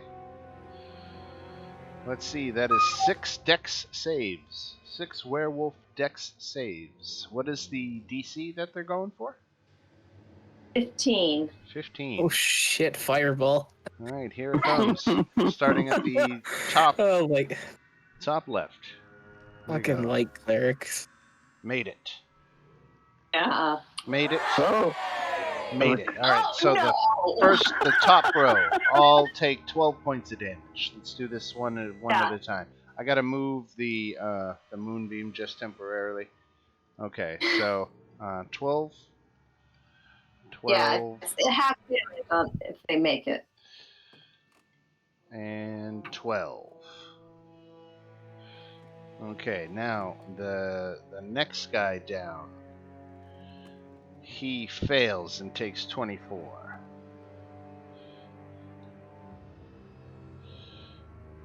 The next guy down makes it, takes 12.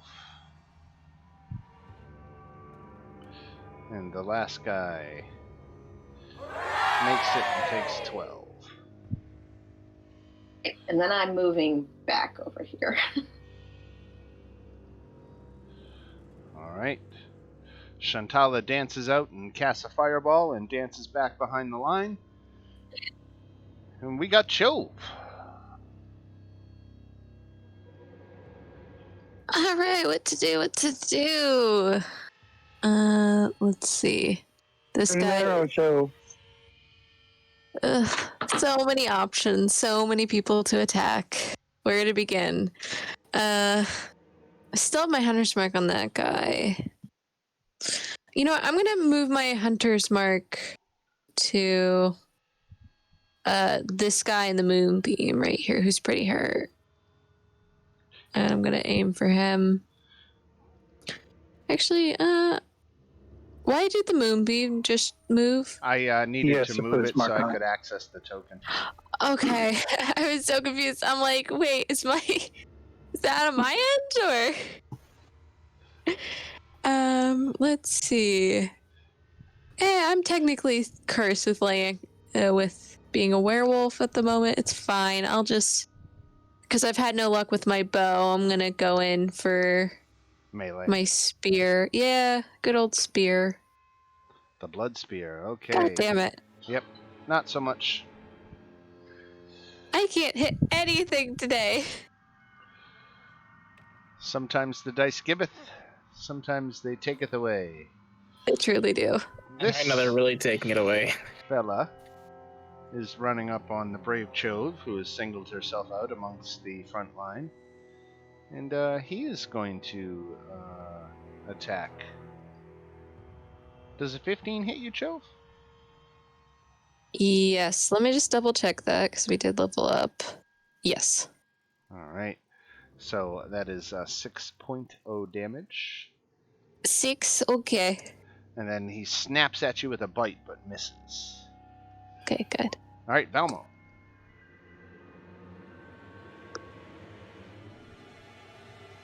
I don't want to move. I'm gonna hit this one that just attacked with a firebolt.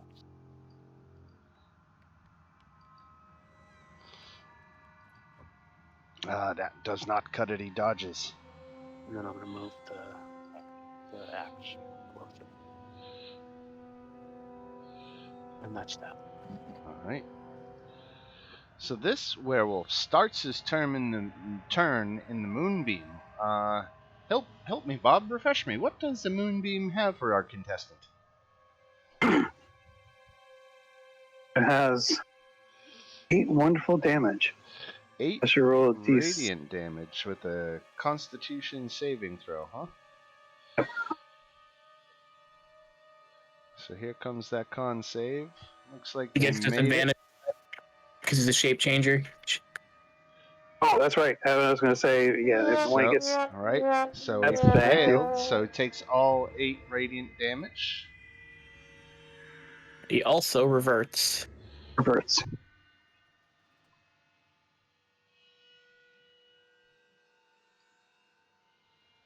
Until he leaves the spell slate.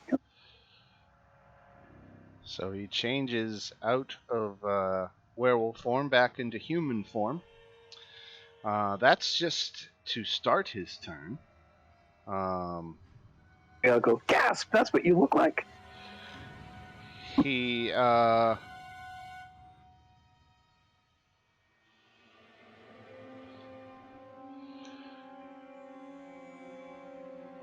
steps back to get out of the moonbeam.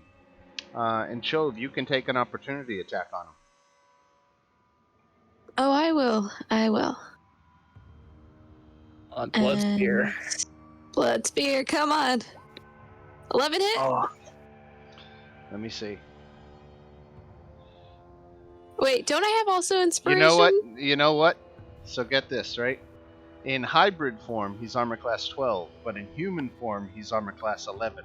And he just got forced into human form, so that hits. nice. So you do your switch 6 guy? points of damage, and it drops him down, so you get your 2d6 temporary hit points as well. Awesome. I was about to say there was something else I wanted to use, but I guess it won't come in handy now that he's dead. Right. Ah. Okay, the dice have giveth to me. Right. The dice have giveth. Welcome back to the game, right? Yeah. All right. Esmeralda, for her part, is going to try to bust up this werewolf down here.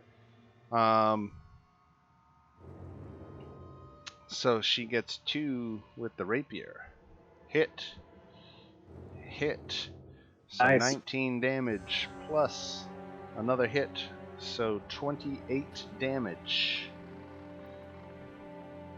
to this werewolf. But 1, 2, 3. Bing, bang, boom. Esmeralda getting it done.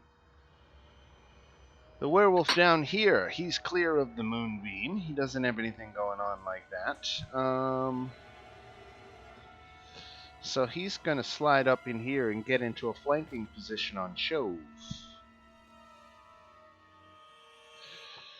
So that's going to give him an advantage on his claw and bite attack. So here come the claws. 22 hits for 5 points of damage.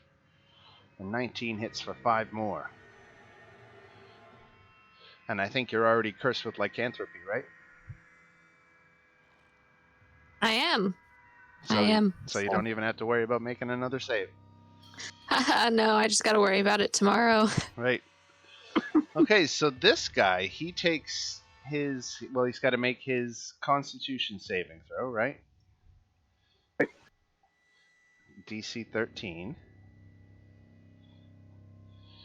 Okay, so he failed. So he takes all 8 radiant damage, and he's shunted back into human form.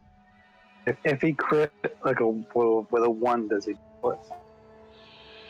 You're at disadvantage. So he moves out of the moonbeam.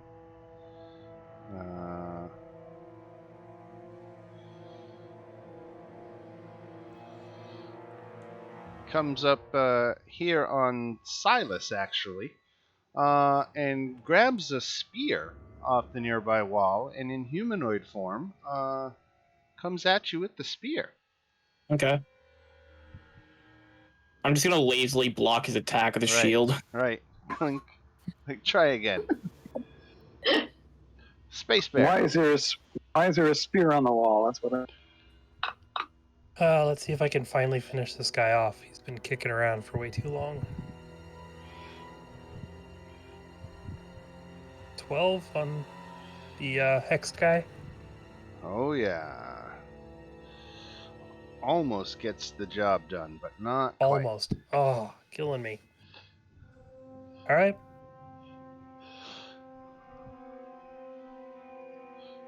One, 2, 3, 4, 5, 6. And change into Wolf Lady.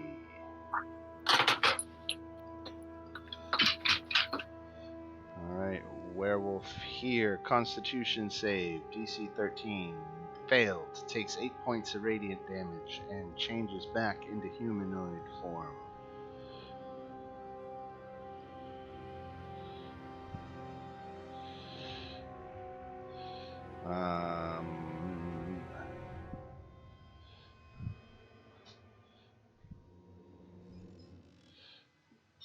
What the hell? Comes straight north, grabs its spear, and is coming at Chove.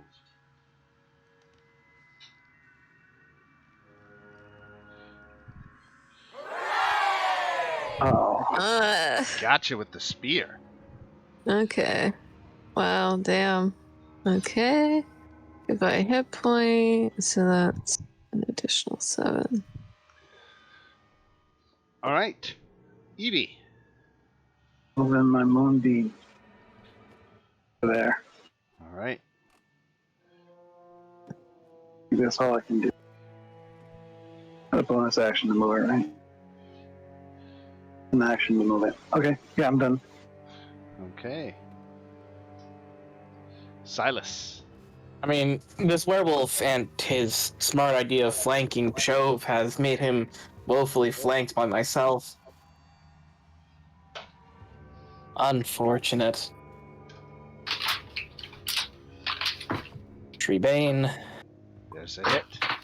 Yeah, well, this is gonna sting.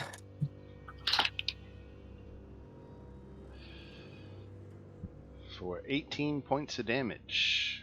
Alright, second attack. 24. Oh, yeah. Another spell, another smite, because screw you. 19 more. 1 and 19 more.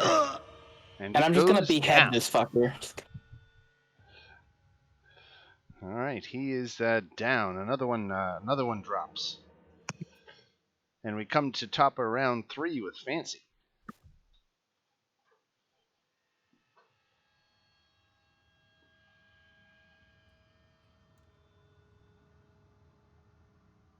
What you got, Joe?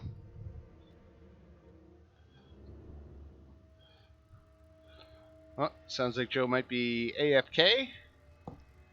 We'll have Joe going once, Joe going AFK? twice, away from keyboard. Oh, okay. I was coming up with all kinds of other things. Thank you for clarifying. You know, I that would be fun to imagine all the different acronyms you could come up with AFK. Another fucking kangaroo. All right, so we will move on from Fancy to our werewolf friend, who is going to make the foolish life decision of attacking Esmeralda. Esmeralda, if I can take a quick look here, is armor class 17. So let's see how good he does. Here come the claws and the bite. He actually hit on the bite. -6. And I guess Esmeralda has to make a Constitution saving throw. She made it. Okay, good. Can't have our werewolf hunter becoming a werewolf. Alright, Bianca coming in with the second wave is going to steer clear of this moonbeam. But when she gets into this position, she can't step away without provoking an opportunity attack. So she is going to stay here and attack at Chove.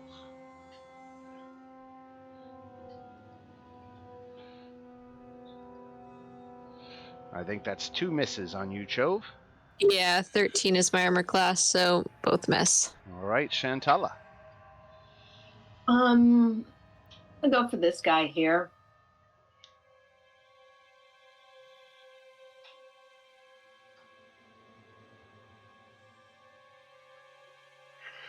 "17 radiant damage. Very nice. And the next attack against him has advantage, I believe, right? That's correct, because he's glowing. Not radiant damage.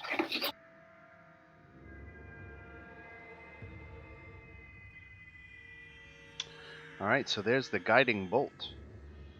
And we come to Chove, who's surrounded by a couple of the children of the night. She ain't worried. So I'm gonna move my hunter's mark here to this guy in his human form, Okay. since they're easier to hit. And I'm gonna go good old spear. Very Great. nice. Hit for 5. Yep. Hit for 5. And I'm gonna add. the attack.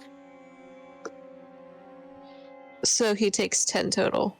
Okay, very good.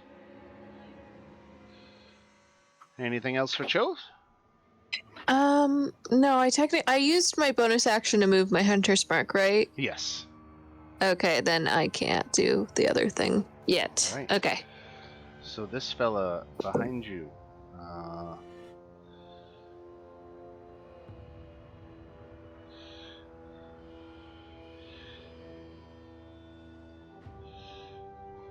Coming again at Chove, and the bite lands this time for 9 points of damage, Chove.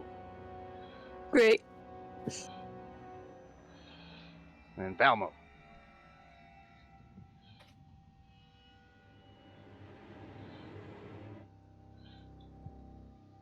Hey, Joe, are you back yet by chance? Okay, Valmo. Go on this guy.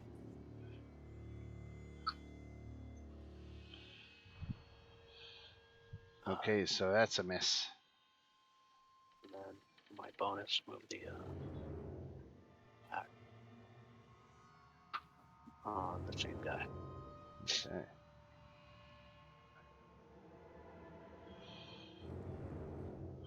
Let's see that one. Spiritual weapon for the hit. And you're going against the purple dot fella, right? Yeah. Alright, that takes him out.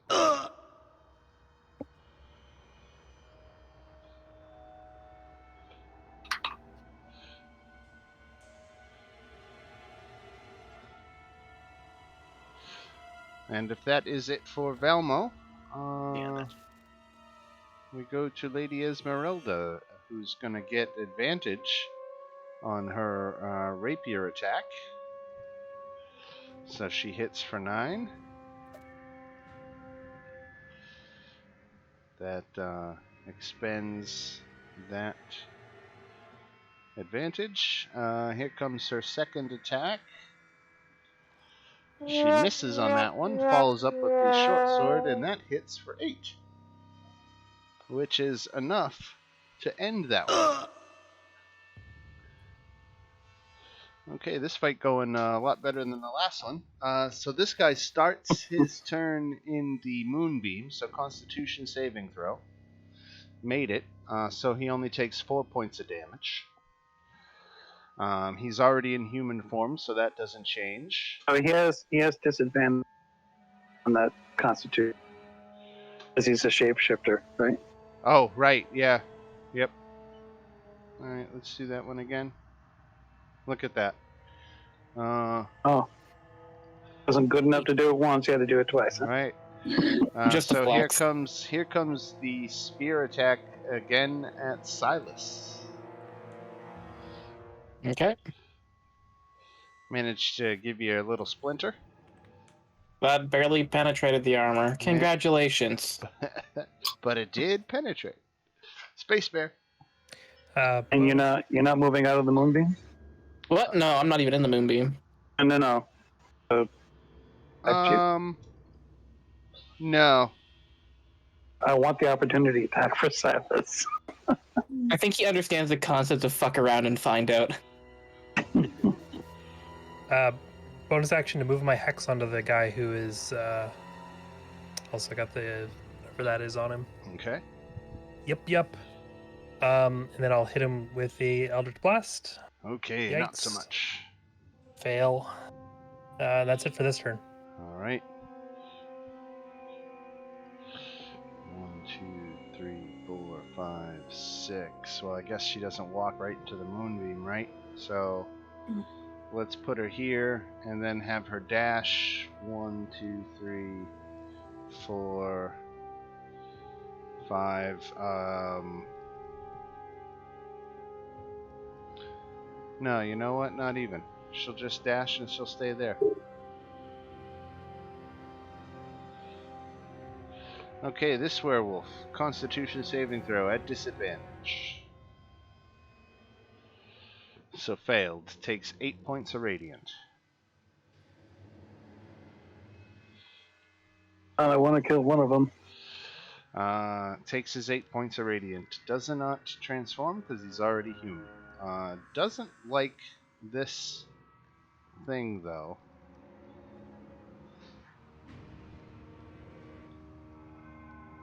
So, Chove, now take your opportunity attack.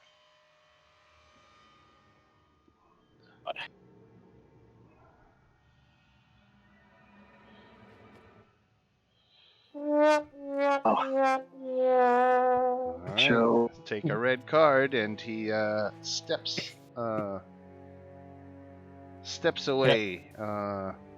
It'd be super convenient for our druid if they just piled into a corner. Oh. Yeah, that would make me.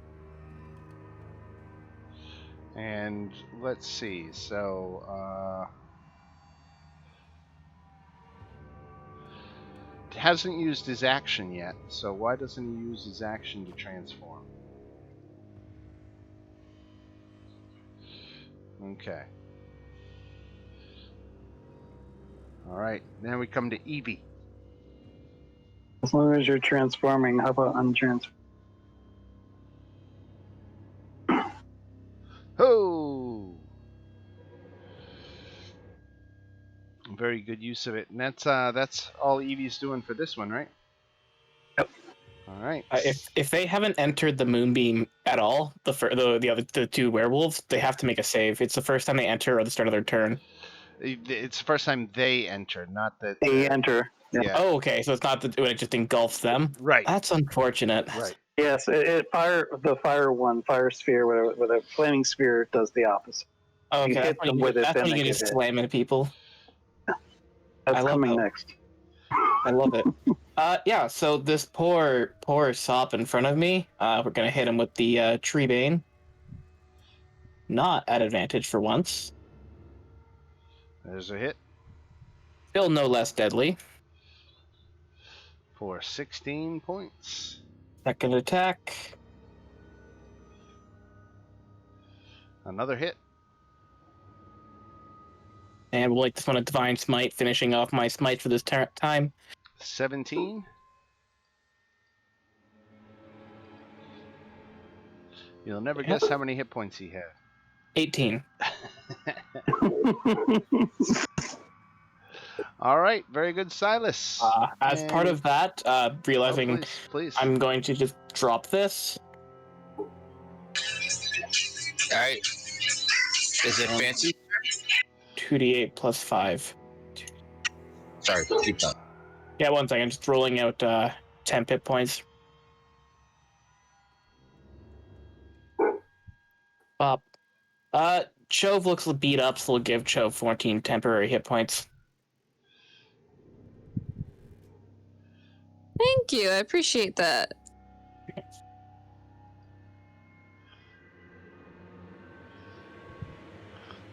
All right, what you got, Fancy? So, are these all enemies?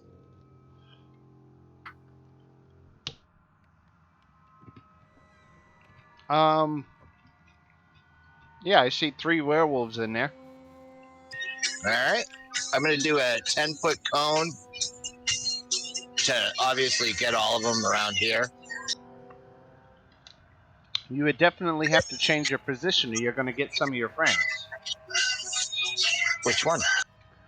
This is Valmo and Chove standing right in front of you from where you are. What about right there? I didn't see you move. Oh, you're pinging. Yeah. So, what, you're going to get all the way on the other side and shoot from there? No, I'm casting a spell. It just go down here. Yeah. It'll all be in the sort of straight line for a cone.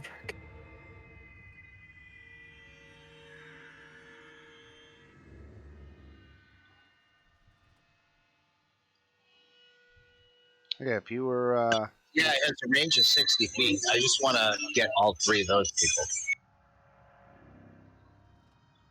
Yeah, come stand right in this yellow circle, and then you can blast all 3. It's not a cone, though. You said cone. You specifically used the word Did I cone. say cone? That would be my bad. Okay. So what's the spell?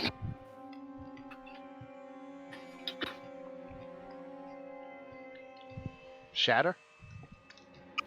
Yes.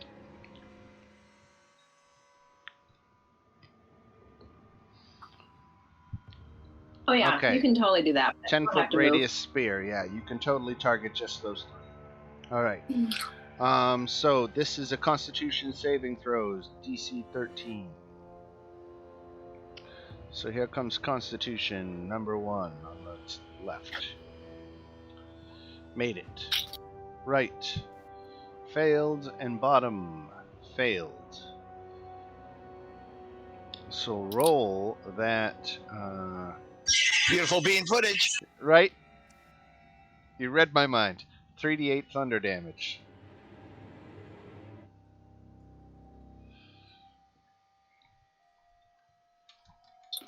Alright, so the one that made the save takes 5 points of damage, and the 2 that failed it take 10.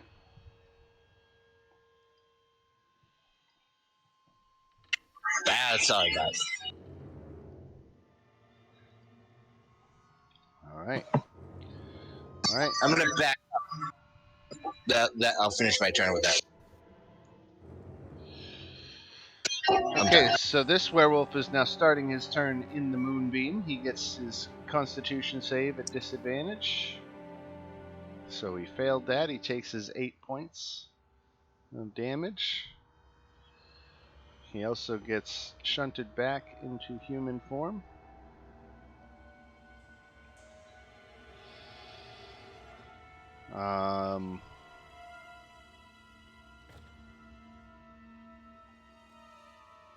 He comes forward and trying to get Chove in a flanking situation with his spear.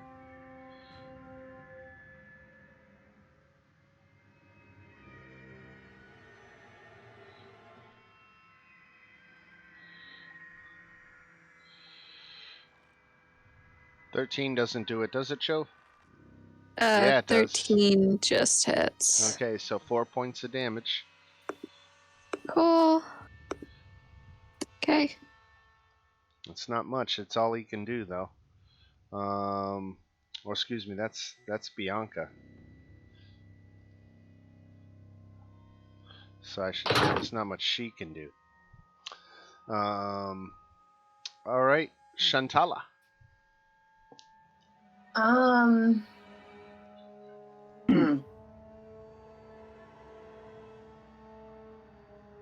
They're looking in pretty bad shape. So I'm going to go after Bianca.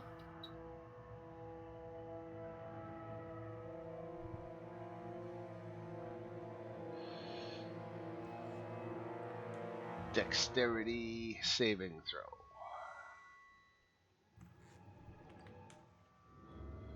Okay, 4 didn't cut it, so 7 radiant damage. All right. Anything else for Shantala? That's it. Chove, what you got?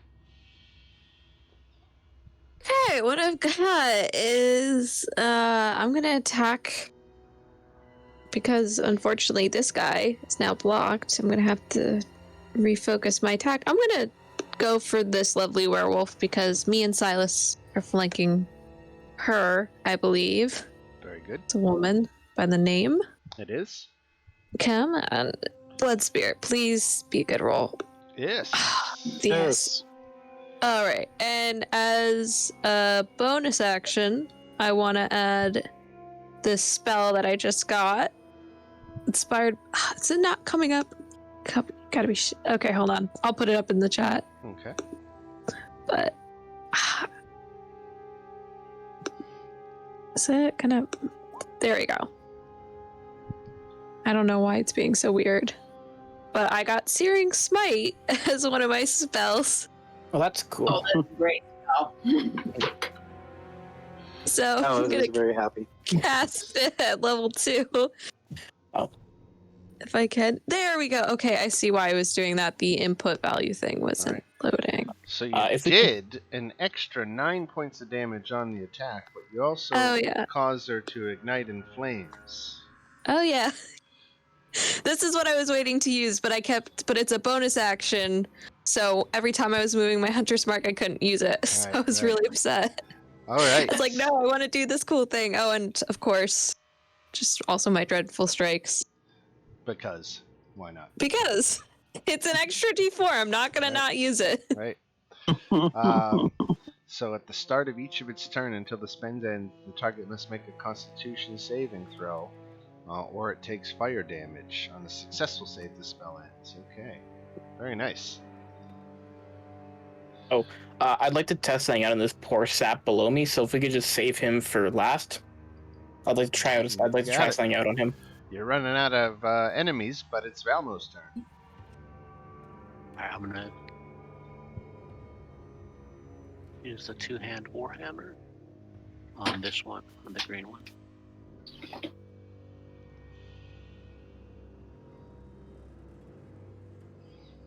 Oh, there's a hit. Okay, for 9 damage. And then 1d4 for the divine favor. So we're up to 11. And then I'm gonna use my channel divinity for my war priest. Wait. Lets me use the hammer again as a bonus. All right.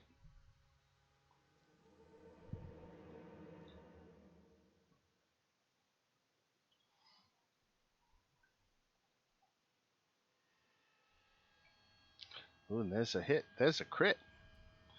Nice. So that's two-handed crit damage. So you did 17 on that hit, And then if you plus step your D4, right? Yeah.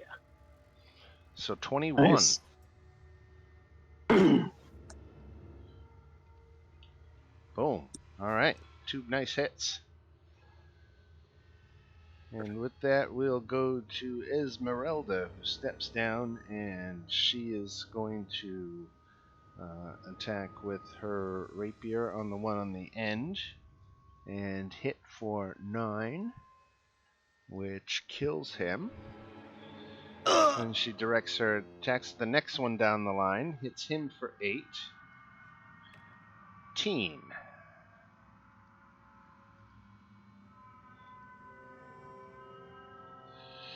And takes him out.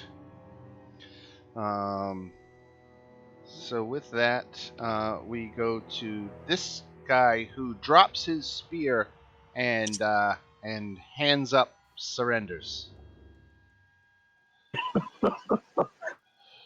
And is it Silas's turn? And then we got Space Unfortunate. Bear's turn. Okay, bonus action. Move my hex to this one here. And I'll blast her. Oh, not quite. Nope. That's All it. right.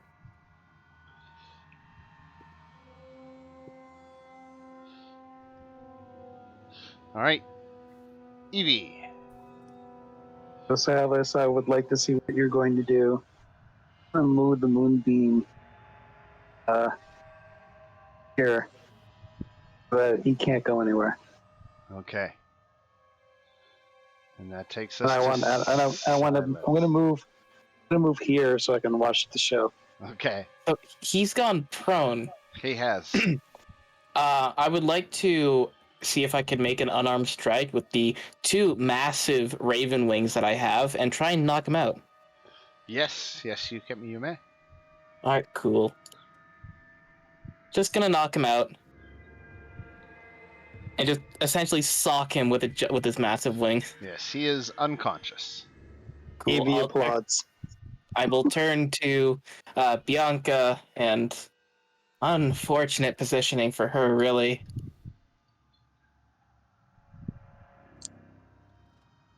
Ooh, that's crap. That's 10. That's double 10s. 20 then, right? No, not 20, unfortunately. I rolled 2 4s, but I did get to hit someone with the wing, so that was pretty entertaining. Did you hear Evie applaud?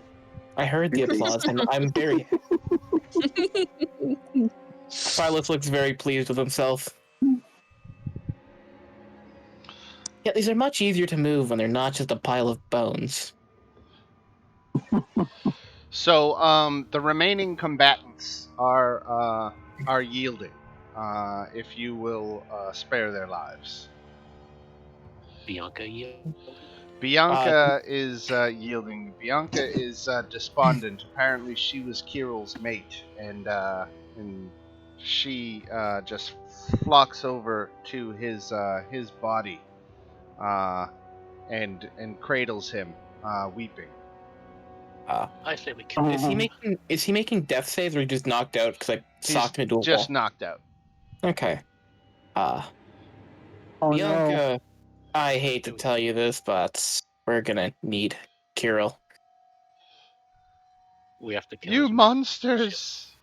Yes. And I extend the wings out, even like I unfurl them just to their 15-foot wingspan. Where the monster? What unholy, one wicked things are you going to do with his body? Well, unfortunately, he's seems to have pissed off the wrong people, and they want his head. You can keep his body. Yeah, we don't want that. You don't know that. Maybe she does. I don't know why she would want just the body, though. That seems a little weird. Resurrect him. She says, "Fine, take him," and she storms away. Wow, so much Yeah. for love. Yeah. If I wasn't distracted by how well that guy actually took the wing, I might have just killed her. But damn, that was a nice shot. Yeah, I'm gonna go over there and I'm going to line his head up to my axe and cut it off. All right, Kiril's head is yours. Cool. How long is his hair? Because I kind of want to tie it to my belt. You know what? It wasn't long enough, but because you asked, it is. I'm going to take his head and tie it to my belt. All right, very good. Gross. And it's blood everywhere. It's No, just I'm gonna. his jaw flapping as you walk. Can I use Sacred Flame and try and cauterize the bottom of his neck? Sure. Thank you. Look, I've put this man down several times. One other time. So we should tell. Valmo, that was an excellent blow, by the way. Thank you. So are we just going to Yeah. let Bianca live? Let me go ahead Even and though she- award you XP for this. This was basically a fight against 8 werewolves. So that's 8 times 700. So that's what, 5,600? And I'm dividing that amongst 8 of you because Esmeralda definitely helped. So we each get like 1 werewolf. So yes, you each get 700 experience points. Cool. Not bad. So that brings us to 7,200. Unless my math is horribly wrong. Right. No, Yeah, that sounds should be right. 7,200, right? Yep.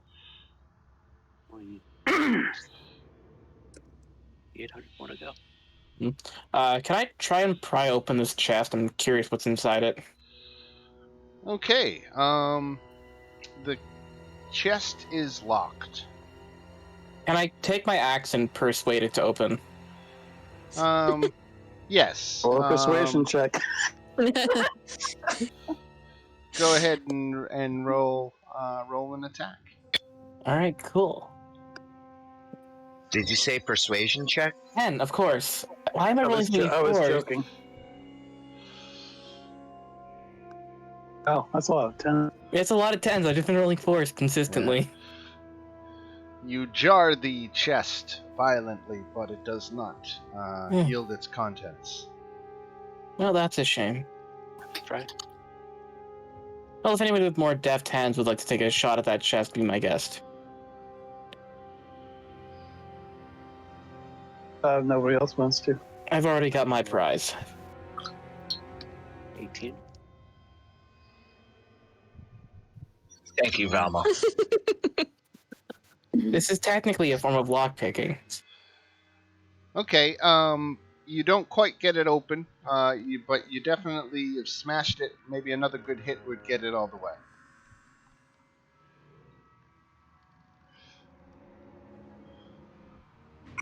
I'm not wasting an inspiration on this. Okay, that one pops it open. Unfortunately, there was something delicate inside. There was what looks like some kind of potion vial, and the glass is all broken, and the potion is now spilled all over the inside. But there was also 50 gold pieces in here. They're sticky now, but they're still in there. If you lick all the gold pieces fast enough, you might get the effect of the potion. Everett and his quarterstaff ruined everything. It wasn't my work number at all. You know, I'm Also, in the chest is a wolf's tooth, a shrunken head, and a toy werewolf with a little tag that has written on it, "Is no fun, is no Blinsky." Oh my god. it's Oh Blinsky. no. Everywhere we go, it's Blinsky. We Well, should I visit already him. have 1 head, so... Does anybody mind if Evie takes the Pinsky. Is it No, is it no. also like soaked in potion? As if it's soaked in potion, I probably don't want. Tie it to your waist and let it air out. Exactly. Just cleaned it off. Okay. Is Just it wash it so? off It's a in the divine stuffed. water and Yeah, Yes. it's a little stuffed little doggy. Aw, that's cute. Build a werewolf. It's one of those reversible ones where it's like really happy on one side and really like angry on the other. Oh When yeah, they there's build a a werewolf. toy.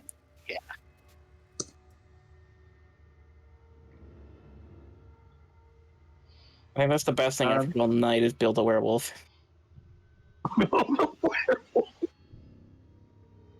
That's good.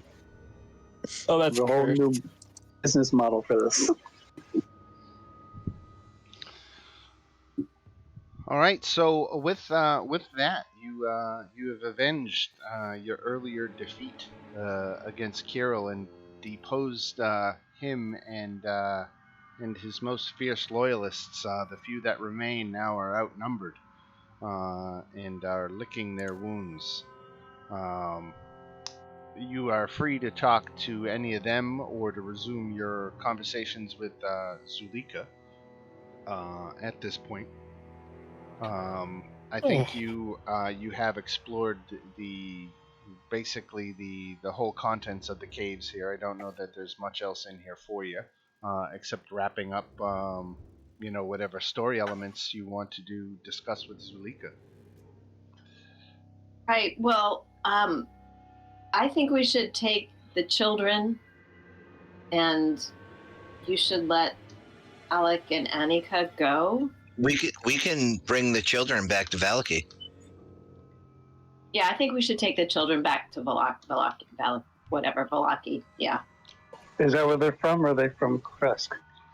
Do you know where they're from? They're from like our real world. They're from. Yeah, I was about to say yeah. they're from outside Barovia, aren't they? They are. They're from all sorts of different places, and the werewolves didn't necessarily keep really track of who came from where or necessarily how to get anyone back. So how old are these kids? They range in ages from 7 to 10. So they know where they live. I mean, they know I live in the town of Daggerford, you know. Right. Well, So we might know where some of those places are. Potentially. More likely than not, places you've never heard of. It's a big multiverse. But Father Lucian. Valaki's the Well, they biggest. still have to get out of this cave. There is even an if we... orphanage in Valaki. There is. Here we go. Yeah. At least take him to the doctor or the medicine or something. Yeah, instead of bringing the orphanage toys, we're bringing them more children. That's great. I mean, we could also just bring them toys as well. Yeah, we're gonna have to make a toy run. Absolutely. I've got one they can have. Well, we have this convenient 50 gold for toys. We also have the shrunken head. Kids like to play with shrunken heads, don't they? No. Look over at No. Chove and just sort of mouth, what the fuck? Listen, Silas, okay? We don't all grow up in civilized communities. Sometimes you see shit, okay? Sometimes you gotta kill a wolf when you're, 9 because it's gonna attack you and it's horrifying and you don't want to do it because it's a cute dog. But see where you've just awoken like some real deep, like, we don't talk about it, but it's the wild, man. Like, we see shit. Chove, I have a man's head tied to my belt. But that's a bit more fucked up than what I've done. No, I'm with Chove. It can be a lot of fun, Take the shrunken head and start kicking it around like a little soccer ball. Esmeralda, any opinion on this? We did just bring a child into a werewolf den who then decided to hit them with a beam of light. Is this Everett now, I assume?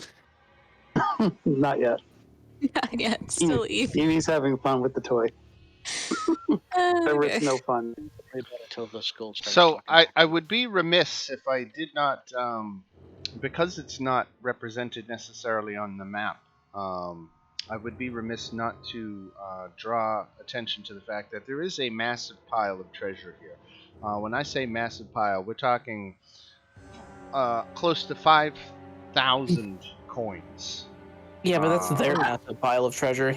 yeah, copper, Like- silver, gold, gemstones, uh, pieces of jewelry, ivory drinking horns. I'm just going to ask her about it and if she can use that to build a better life for her tribe.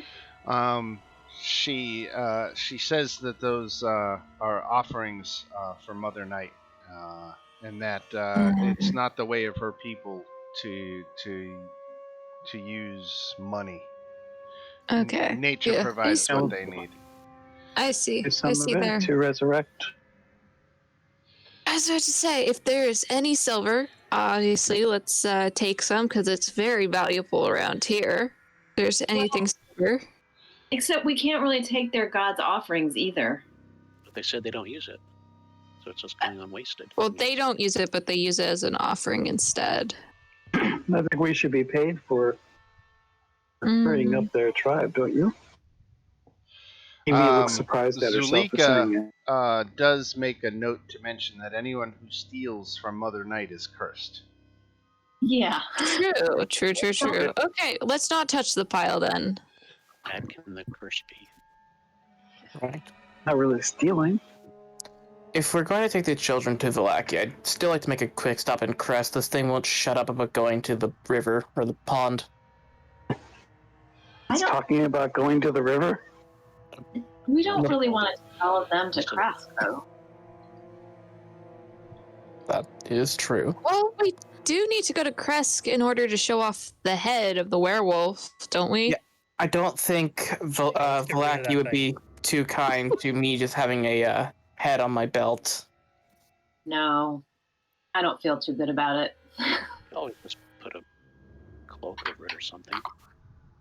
Hide it. Yeah, I don't think there's enough perfume to stop it from smelling bad when it starts to rot. You'd be surprised. I've traveled with other people who made it a habit to carry heads around. You did? This is not Jove speaking. This is like me referring to someone I play with in a different game session. Oh, okay. I play a completely different character, but it's a running joke that every time we kill somebody, he's got to take some kind of body part as like a trophy. And so he was staying in a tavern when we first met him, and he's like, I haven't been there for a few days. I wonder if my like body pile's doing well. Yeah, We're and we're told not there's a talking smell. We're not talking about fingers or ears. No. Like heads, arms, tails in some cases. You can make a lot of money making bone dice. No, he doesn't do it for the bone dice. He does it purely for the fact that he's a murder hobo. And he likes to keep trophies. And he has a big murder hobo pile. He does. He really does. It's He a really dragon horde, but it's just rotting corpses. Yeah. Zulika hears you guys discussing the plan about taking the children potentially to Vallaki. And Zulika actually asks if you would take Halik with you. Apparently that's where he lives. And he's not doing well here.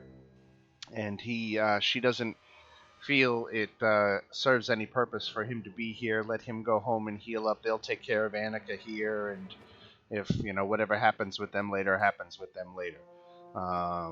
But for Zulika's part, she would like to see Halik out of here. And if you're going to Vallaki, she would ask you to give him escort. Do you think he can walk? He says he can bloody well hell walk out of here. Excellent. Excellent. Glad to have you.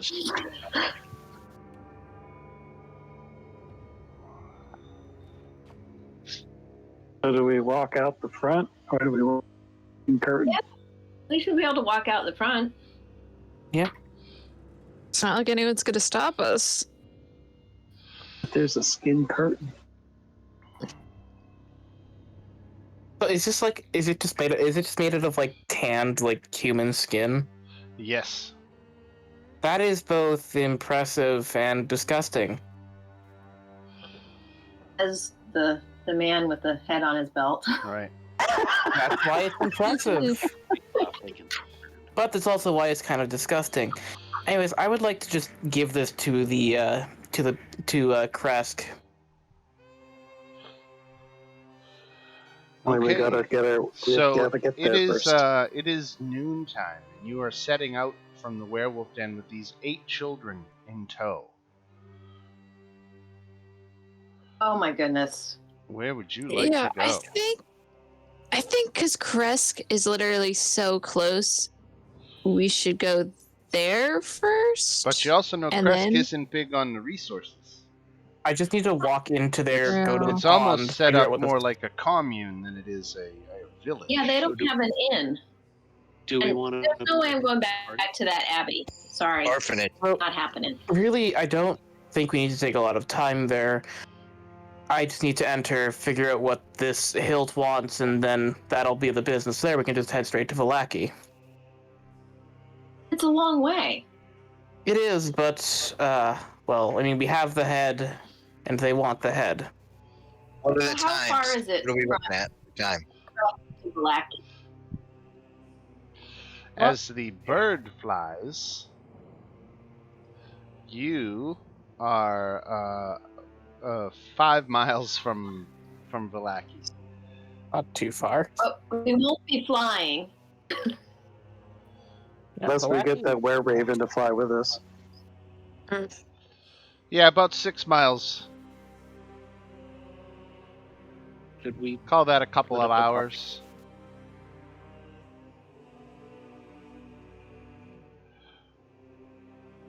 Doesn't make sense to go there and then come all the way back, right? Yeah, No. exactly. So Yeah. maybe like some of us could wait with the children at the bridge so they don't have to walk all that extra way. Okay. That works. I'll play Or, with you them. know, we could, I was about to say a few of us can go back to the wizard. Oh, yeah, no, let's wait at the bridge. I was thinking we could go to the wizard tower, but the bridge is probably Dangerous. closer. So, Silas is gonna go on a solo mission to Kresk. I'll go with Silas. Silas and Valmo. Valmo. All right, let's do it. Okay. Okay, so Bringing the party is Silas, always a good idea. Silas and Valmo, you take you 45 minutes on the road to get up to the gates of Kresk. But you eventually find yourself outside of the walled town, and the guards are staring at you from the parapets. And I have a gift for your burgomaster. and they ask you what you have. I will gesture to the head. A certain werewolf problem.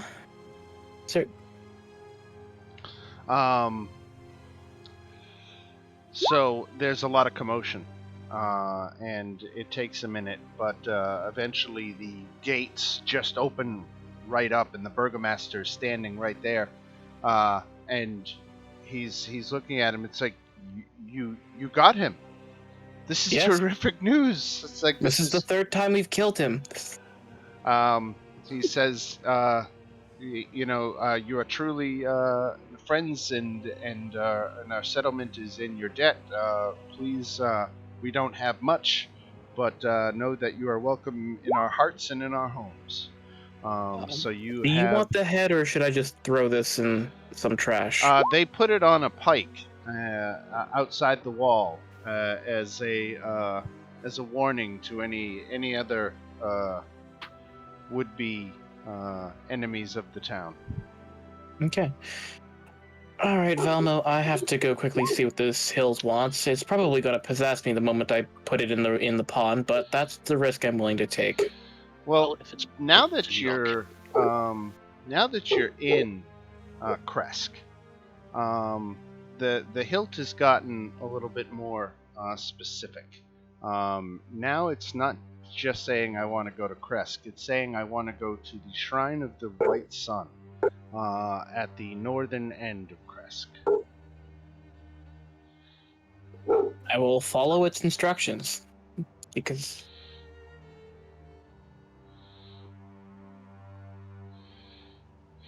So, the hilt actually begins to vibrate slightly. And as you venture north toward the shrine, the vibration becomes increasingly stronger. Once you reach the pool's edge, the vibration suddenly stops. As you reach the water's edge, the sun sword's hilt ceases its vibration, and within the depths of the waters, the image of a handsome young man of noble visage appears.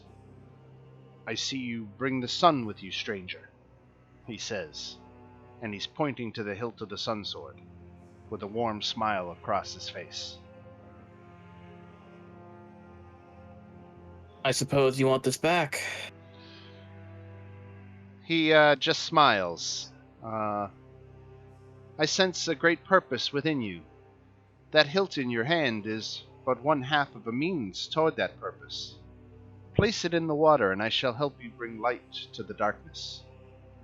I will place it in the water. The hilt of the sun sword begins to vibrate in your hand once again. Is there like a settings on this? At the same time, shafts of light pierce the mists from above and converge just above the hilt, momentarily blinding you. After a moment, the light fades away, and the hilt becomes still. Emerging now from the once empty hilt is a blade of brilliant white light. I give it a few swings. You got a lightsaber. Is it like completely weightless on the blade? Yes. Wild. A Jedi. All right, I will sort of. Does this turn off, or does it just constantly like this? Because if I put this on my belt, it's just gonna cut my legs. It's just. I'll hold it for you and I'll put it on my show. It's fine. Yeah, I will just swing it around a few more times and. Oh, I can turn it off. Okay, thank God. I will turn it off and just hook it onto my belt and. Well, I wasn't possessed, so this is a positive. I'm not going to turn into a werewolf. Basically, Neo now. I'd say that today's been an improvement over the past the past week. So it doesn't take you too long to conclude your business in Kresk, and now that the sword is complete, it is not imparting any specific desires or instructions to you, other than it wants to end Strahd's reign of terror. So with really another 45 minutes, so about 2 hours worth of time has gone by with the main group waiting at the bridge. So I'm going to go ahead and advance the clock another 2 hours, so it's 2 in the afternoon, and then we can, I guess, start on the road. Well, unfortunately, it was a dud. Oh, this is what you tell everybody on the way back? This is what I tell everybody on the way back. Valmo, what do you? I don't know if Valmo wants to elaborate on that. He was there with you. I'm just watching him lie to the rest of the group. Not saying anything for What do you mean a dud? Well, I was hoping for something a little more unique, but all I got was this, and I just pull the blade out, flourish the handle, and turn it on, and just the ray of light where the blade is just pops out. Oh. Yep, like you said, a complete dud. Yeah, completely a dud. It seemed so adamant to get back there, and all I got to do was talk to the weird guy we talked to before that made, what's her name? Irina realize that she's not Irina, and he seemed about as weird and smiley as before. Did we get paid? I don't think he can pay us. Once again, we did not get Kind of dead. He's No, Oh, you mean the bird- werewolf? Oh no, he didn't pay us. He just took the head on a pike and gave us access to the city. I'm not sure that was too useful, but I mean, this thing looks like it could deal some actual damage. Yeah, that's a pretty cool weapon. It is. It's really weird. It's entirely weightless. Well, I mean, the blade is weightless.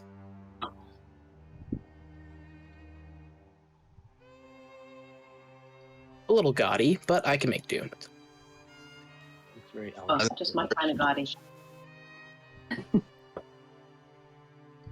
All right, so wow, it's a very eventful trip. Let me see what else happened here. So the first one was an event trip, but it was really didn't apply.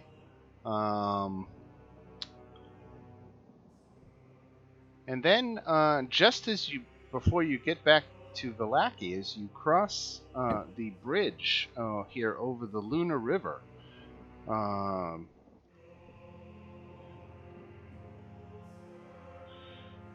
All right, let's run it. There is a random encounter that does trip off, so I will throw us on the road and we will run it. I will give this. So the sun sword, if it's a long sword, does it have the versatile property for it, or is it just a D8 damage? It's a long sword, so if a long sword typically has versatile, so does it. Okay, so that's like a D10. Okay, yeah, I'm gonna not use my shield and get a D10 of radiant damage on an attack. I'm gonna equip my shield. So that my AC goes down to 16, but this is going to hurt them even more. So I think what we could make this fight interesting is basically by having threaten the children. That's a weird way to make it interesting. Can you keep it from? Can you keep all the children alive? I don't know. Can I? Let's find out. The children and what's his name, Halleck? Right. Where are they? They're not on here though. We just have to imagine them. Now I'm gonna do something to drop them right now. Okay. This is also a good question because the sun sword does an extra D8 damage to undead. Does that also change with the versatile, or does that just stay as an extra D8? That just stays as an extra D8. Okay. Just making sure. Halik. Okay, and really these kids are non-combatants. No. So they don't even really have stats. They're kind of one hit, one kill.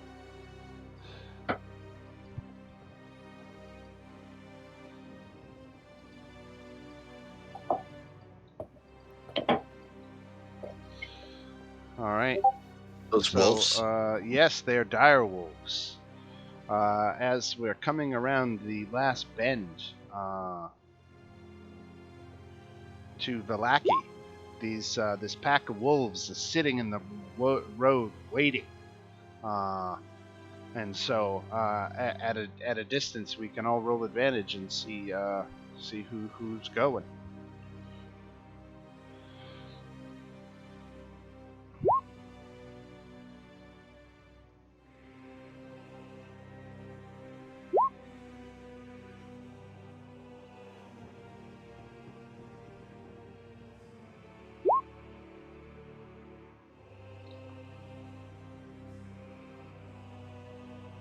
All right, who else are we waiting on?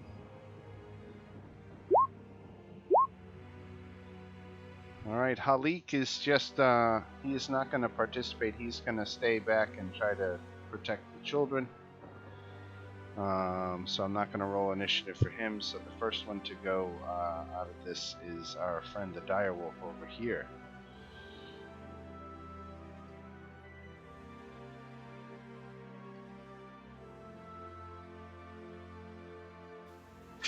Who is this? That is the Guy who's in the cage. right from the werewolf den.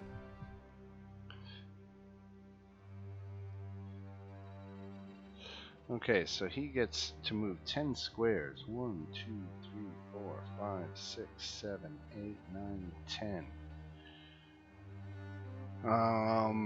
And you know what? He's gonna dash. 1, 2, 3, 4, 5, 6, 7, 8, 9, 10. He's gonna get right up here. And then we go to Evie. He's gonna protect the children. Let that happen. So 1, 2. So I'm gonna be on that side of the dire wolf. Okay. I'm going to cast. Just got this. I haven't a chance to try it yet. I have a flame blade. I can do as a bonus action. Let's try my flame blade. Are you kidding me? Right. But you have advantage because of flanking. Oh, that's right. That's why I moved, right? Right. And then everything. There you go. All right, we'll use the damage That's from the better. first roll. So 11 points of damage. Very nice. Have an action, right? It was a bonus action. Now, was it a bonus action just to It's a great question. I don't know the answer to that. flame blade? As it's a bonus action to Does it just coat your weapon, or do this. you evoke a fiery blade? The blade is similar. If you let go of the blade, it disappears. You can use your action to make a melee spell attack. So it's a bonus action to cast it. Right. So it was a bonus action to cast it, then an action to use it. So. Okay. Beans, I'm done. All right, Chove.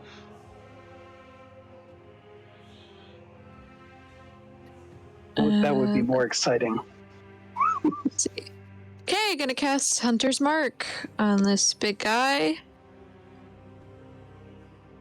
And I'm gonna start going for my longbow. Right now I want to try and keep the kids from getting anywhere near the dog. Assume 18 hits. Yeah, for 5, for 9, for 13. And that'll be it for me. All right. Yeah. Fancy. I'm just looking at bad jokes. Oh, somebody's gonna cast Vicious Mockery. I'm casting Vicious Mockery. Very good. That's a charisma saving throw? Probably. Hold on. I'm going to say, how are a dog and a marine biologist alike? Oh. How?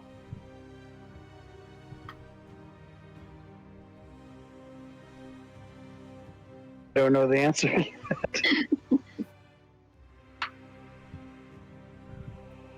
I don't know. All right, here comes a wisdom saving throw. So he failed and takes 7 psychic damage. One wags a tail and the other tags a whale. God damn it. That's all I got. There it is. Good. Thank you. All right, Shantala. Right. Well, kind of wanted to save my spell slot, but I think this is like a perfect time for another fireball. How far does that go? 150 feet. Holy nice. shit. So I'm getting in the light where I can see. Move back. All right, so Yeah, so- dexterity saving throw. a 20-foot radius circle around these 4 guys. Okay, so only one of them made it. So 3 of them take 24 points of damage, Ow. which is going to trigger their massive damage number. Excellent. So they got Constitution saving throws coming up, but this guy only takes 12. Okay, so now Constitution saves. Starting 1. Made it. Made all 3 of them made it, so they don't suffer any ill effects from massive damage. Alright. The direwolf gets to move 10 squares. 1, 2, 3, 4, 5, 6, 7, 8, 9, 10. 1, 2, 3, 4, 5, 6, 7, 8, 9, 10. You know what? He would have squeezed in here. Alright. Then we go to Silas. Okay. I'm gonna move into flanking with Fancy. And we're gonna test out this cool new sword. Bop. Oh yeah. For 8 That was radiant incredibly damage. low. But 8 damage is enough to cut that one down. Alright, and I'm also in flanking with Shantala, so this one's going to get another hit. Right? Ooh, that's 13. missed. Oh yeah, 13 does not hit, unfortunately. That is a dang shame. Yeah. Yeah, that'll be my turn. Alright.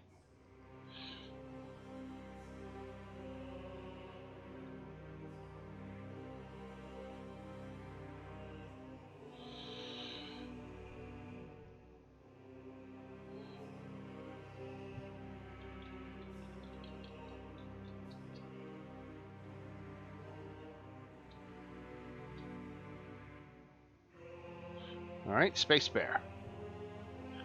Okay. My bonus action, I'm going to use Hex on the one in the middle. This guy. Okay. And then action, Eldritch Blast. Alright, there's a hit for 9.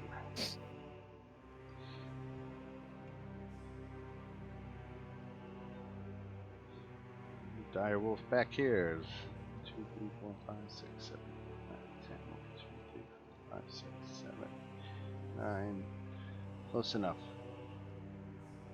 Alright, Valmo.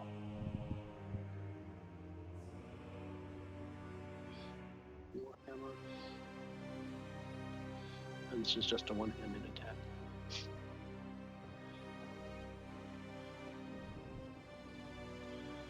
Okay, ooh, look at that. There's a crit when you said one-handed. So that's 11 points of damage.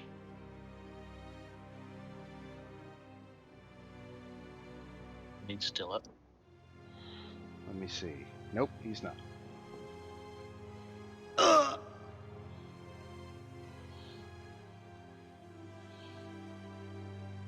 My bonus on a move. Almost. This guy. And use my last divinity. Attack again. Alright.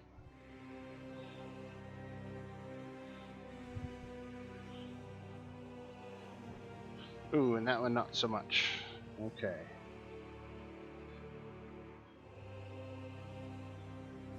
And we go to Evie.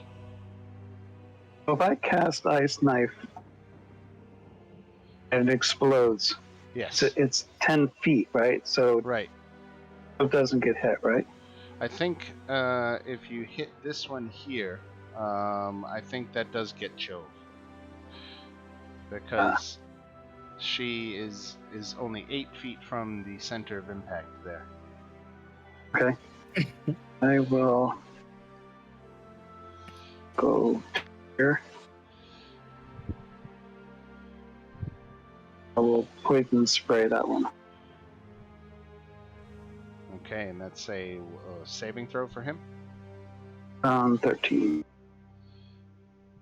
Constitution saving throw. failed. So he takes 17 poison damage. Yikes. Jinkies. That happened. Let's see. How many hit points do these guys have total? Oh, that's a cantrip. Okay, so 17 doesn't quite trip their massive damage number, so it's just short. Okay.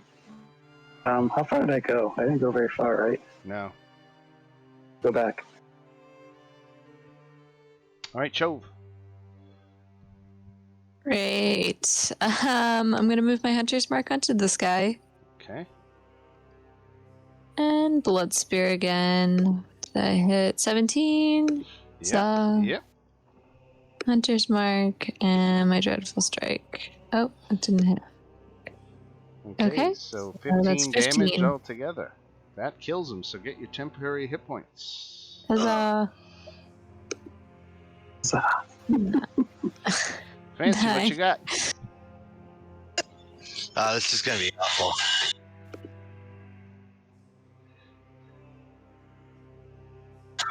All right, we got a little vicious mockery coming. Oh God! All right.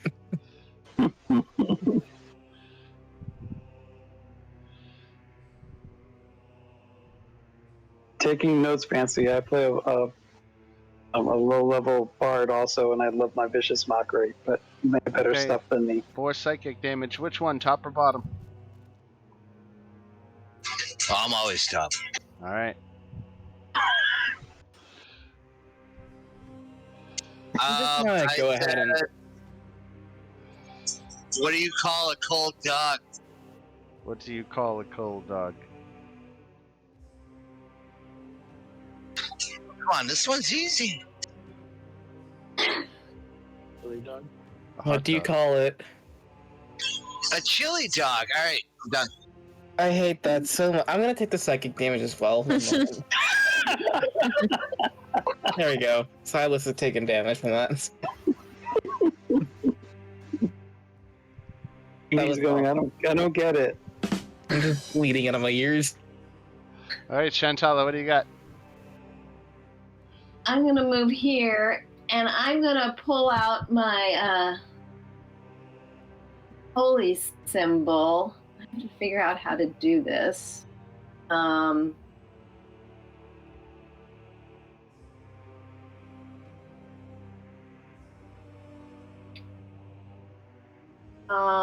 No, that's not gonna do it. I'm not exactly sure how to do my channel divinity, but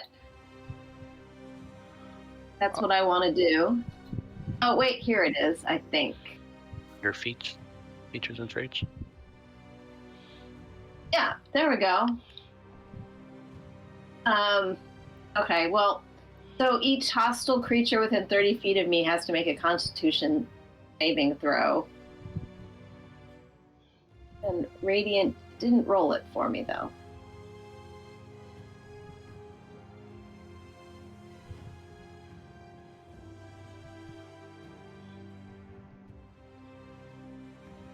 All right, so I had 2 good saves, so I'm going to take it. I made a save, so Radiance of the Dawn.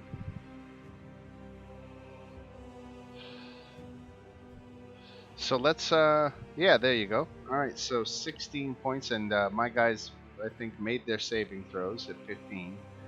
Yeah. So that is what, 8 points each? 8 points each.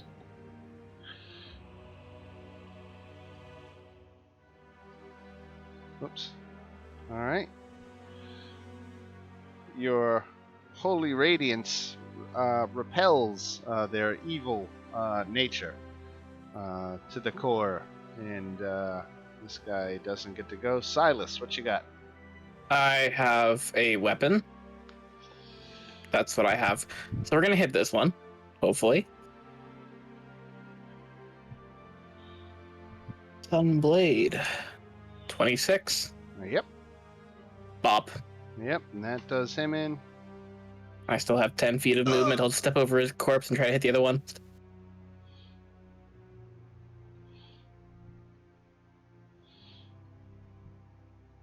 Yep. So the scene painted before you is as you were coming with your, frankly, refugees back to the city of Vallaki. There was one last line of defense that the darkness had waiting for you in these dire wolves. And when they saw you, they broke into a sprint and just charged across the battlefield. And as they arrived one by one, you just dropped them right where they stand, leaving the rest of the way to the city clear and free of any danger. They never even got close to the kids, so congratulations. It's going to be a meager XP reward, but let me dole it out nonetheless. It is... that is 1,000 divided. Did we get anything for the other XP? Yeah, everybody got 700. Okay. And everybody gets 150 for this one.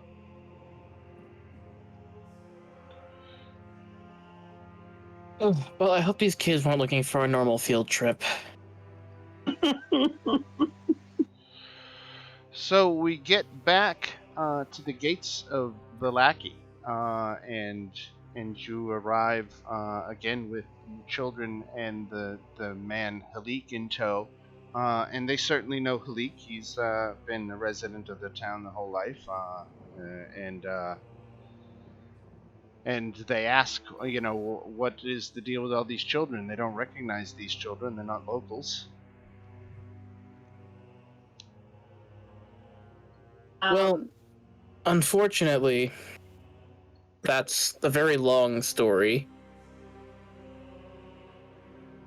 Halik cuts right down to it werewolves. and says that these fine people were just escorting these kids to the orphanage. They're refugees, and with that, the guards do let you in, and you are, if that is what you want to do with them, you can drop all 8 of those children off at St. Andrew's Orphanage. They do have room to take it. It's going to be a little more crowded in the orphanage now, but they do have the room.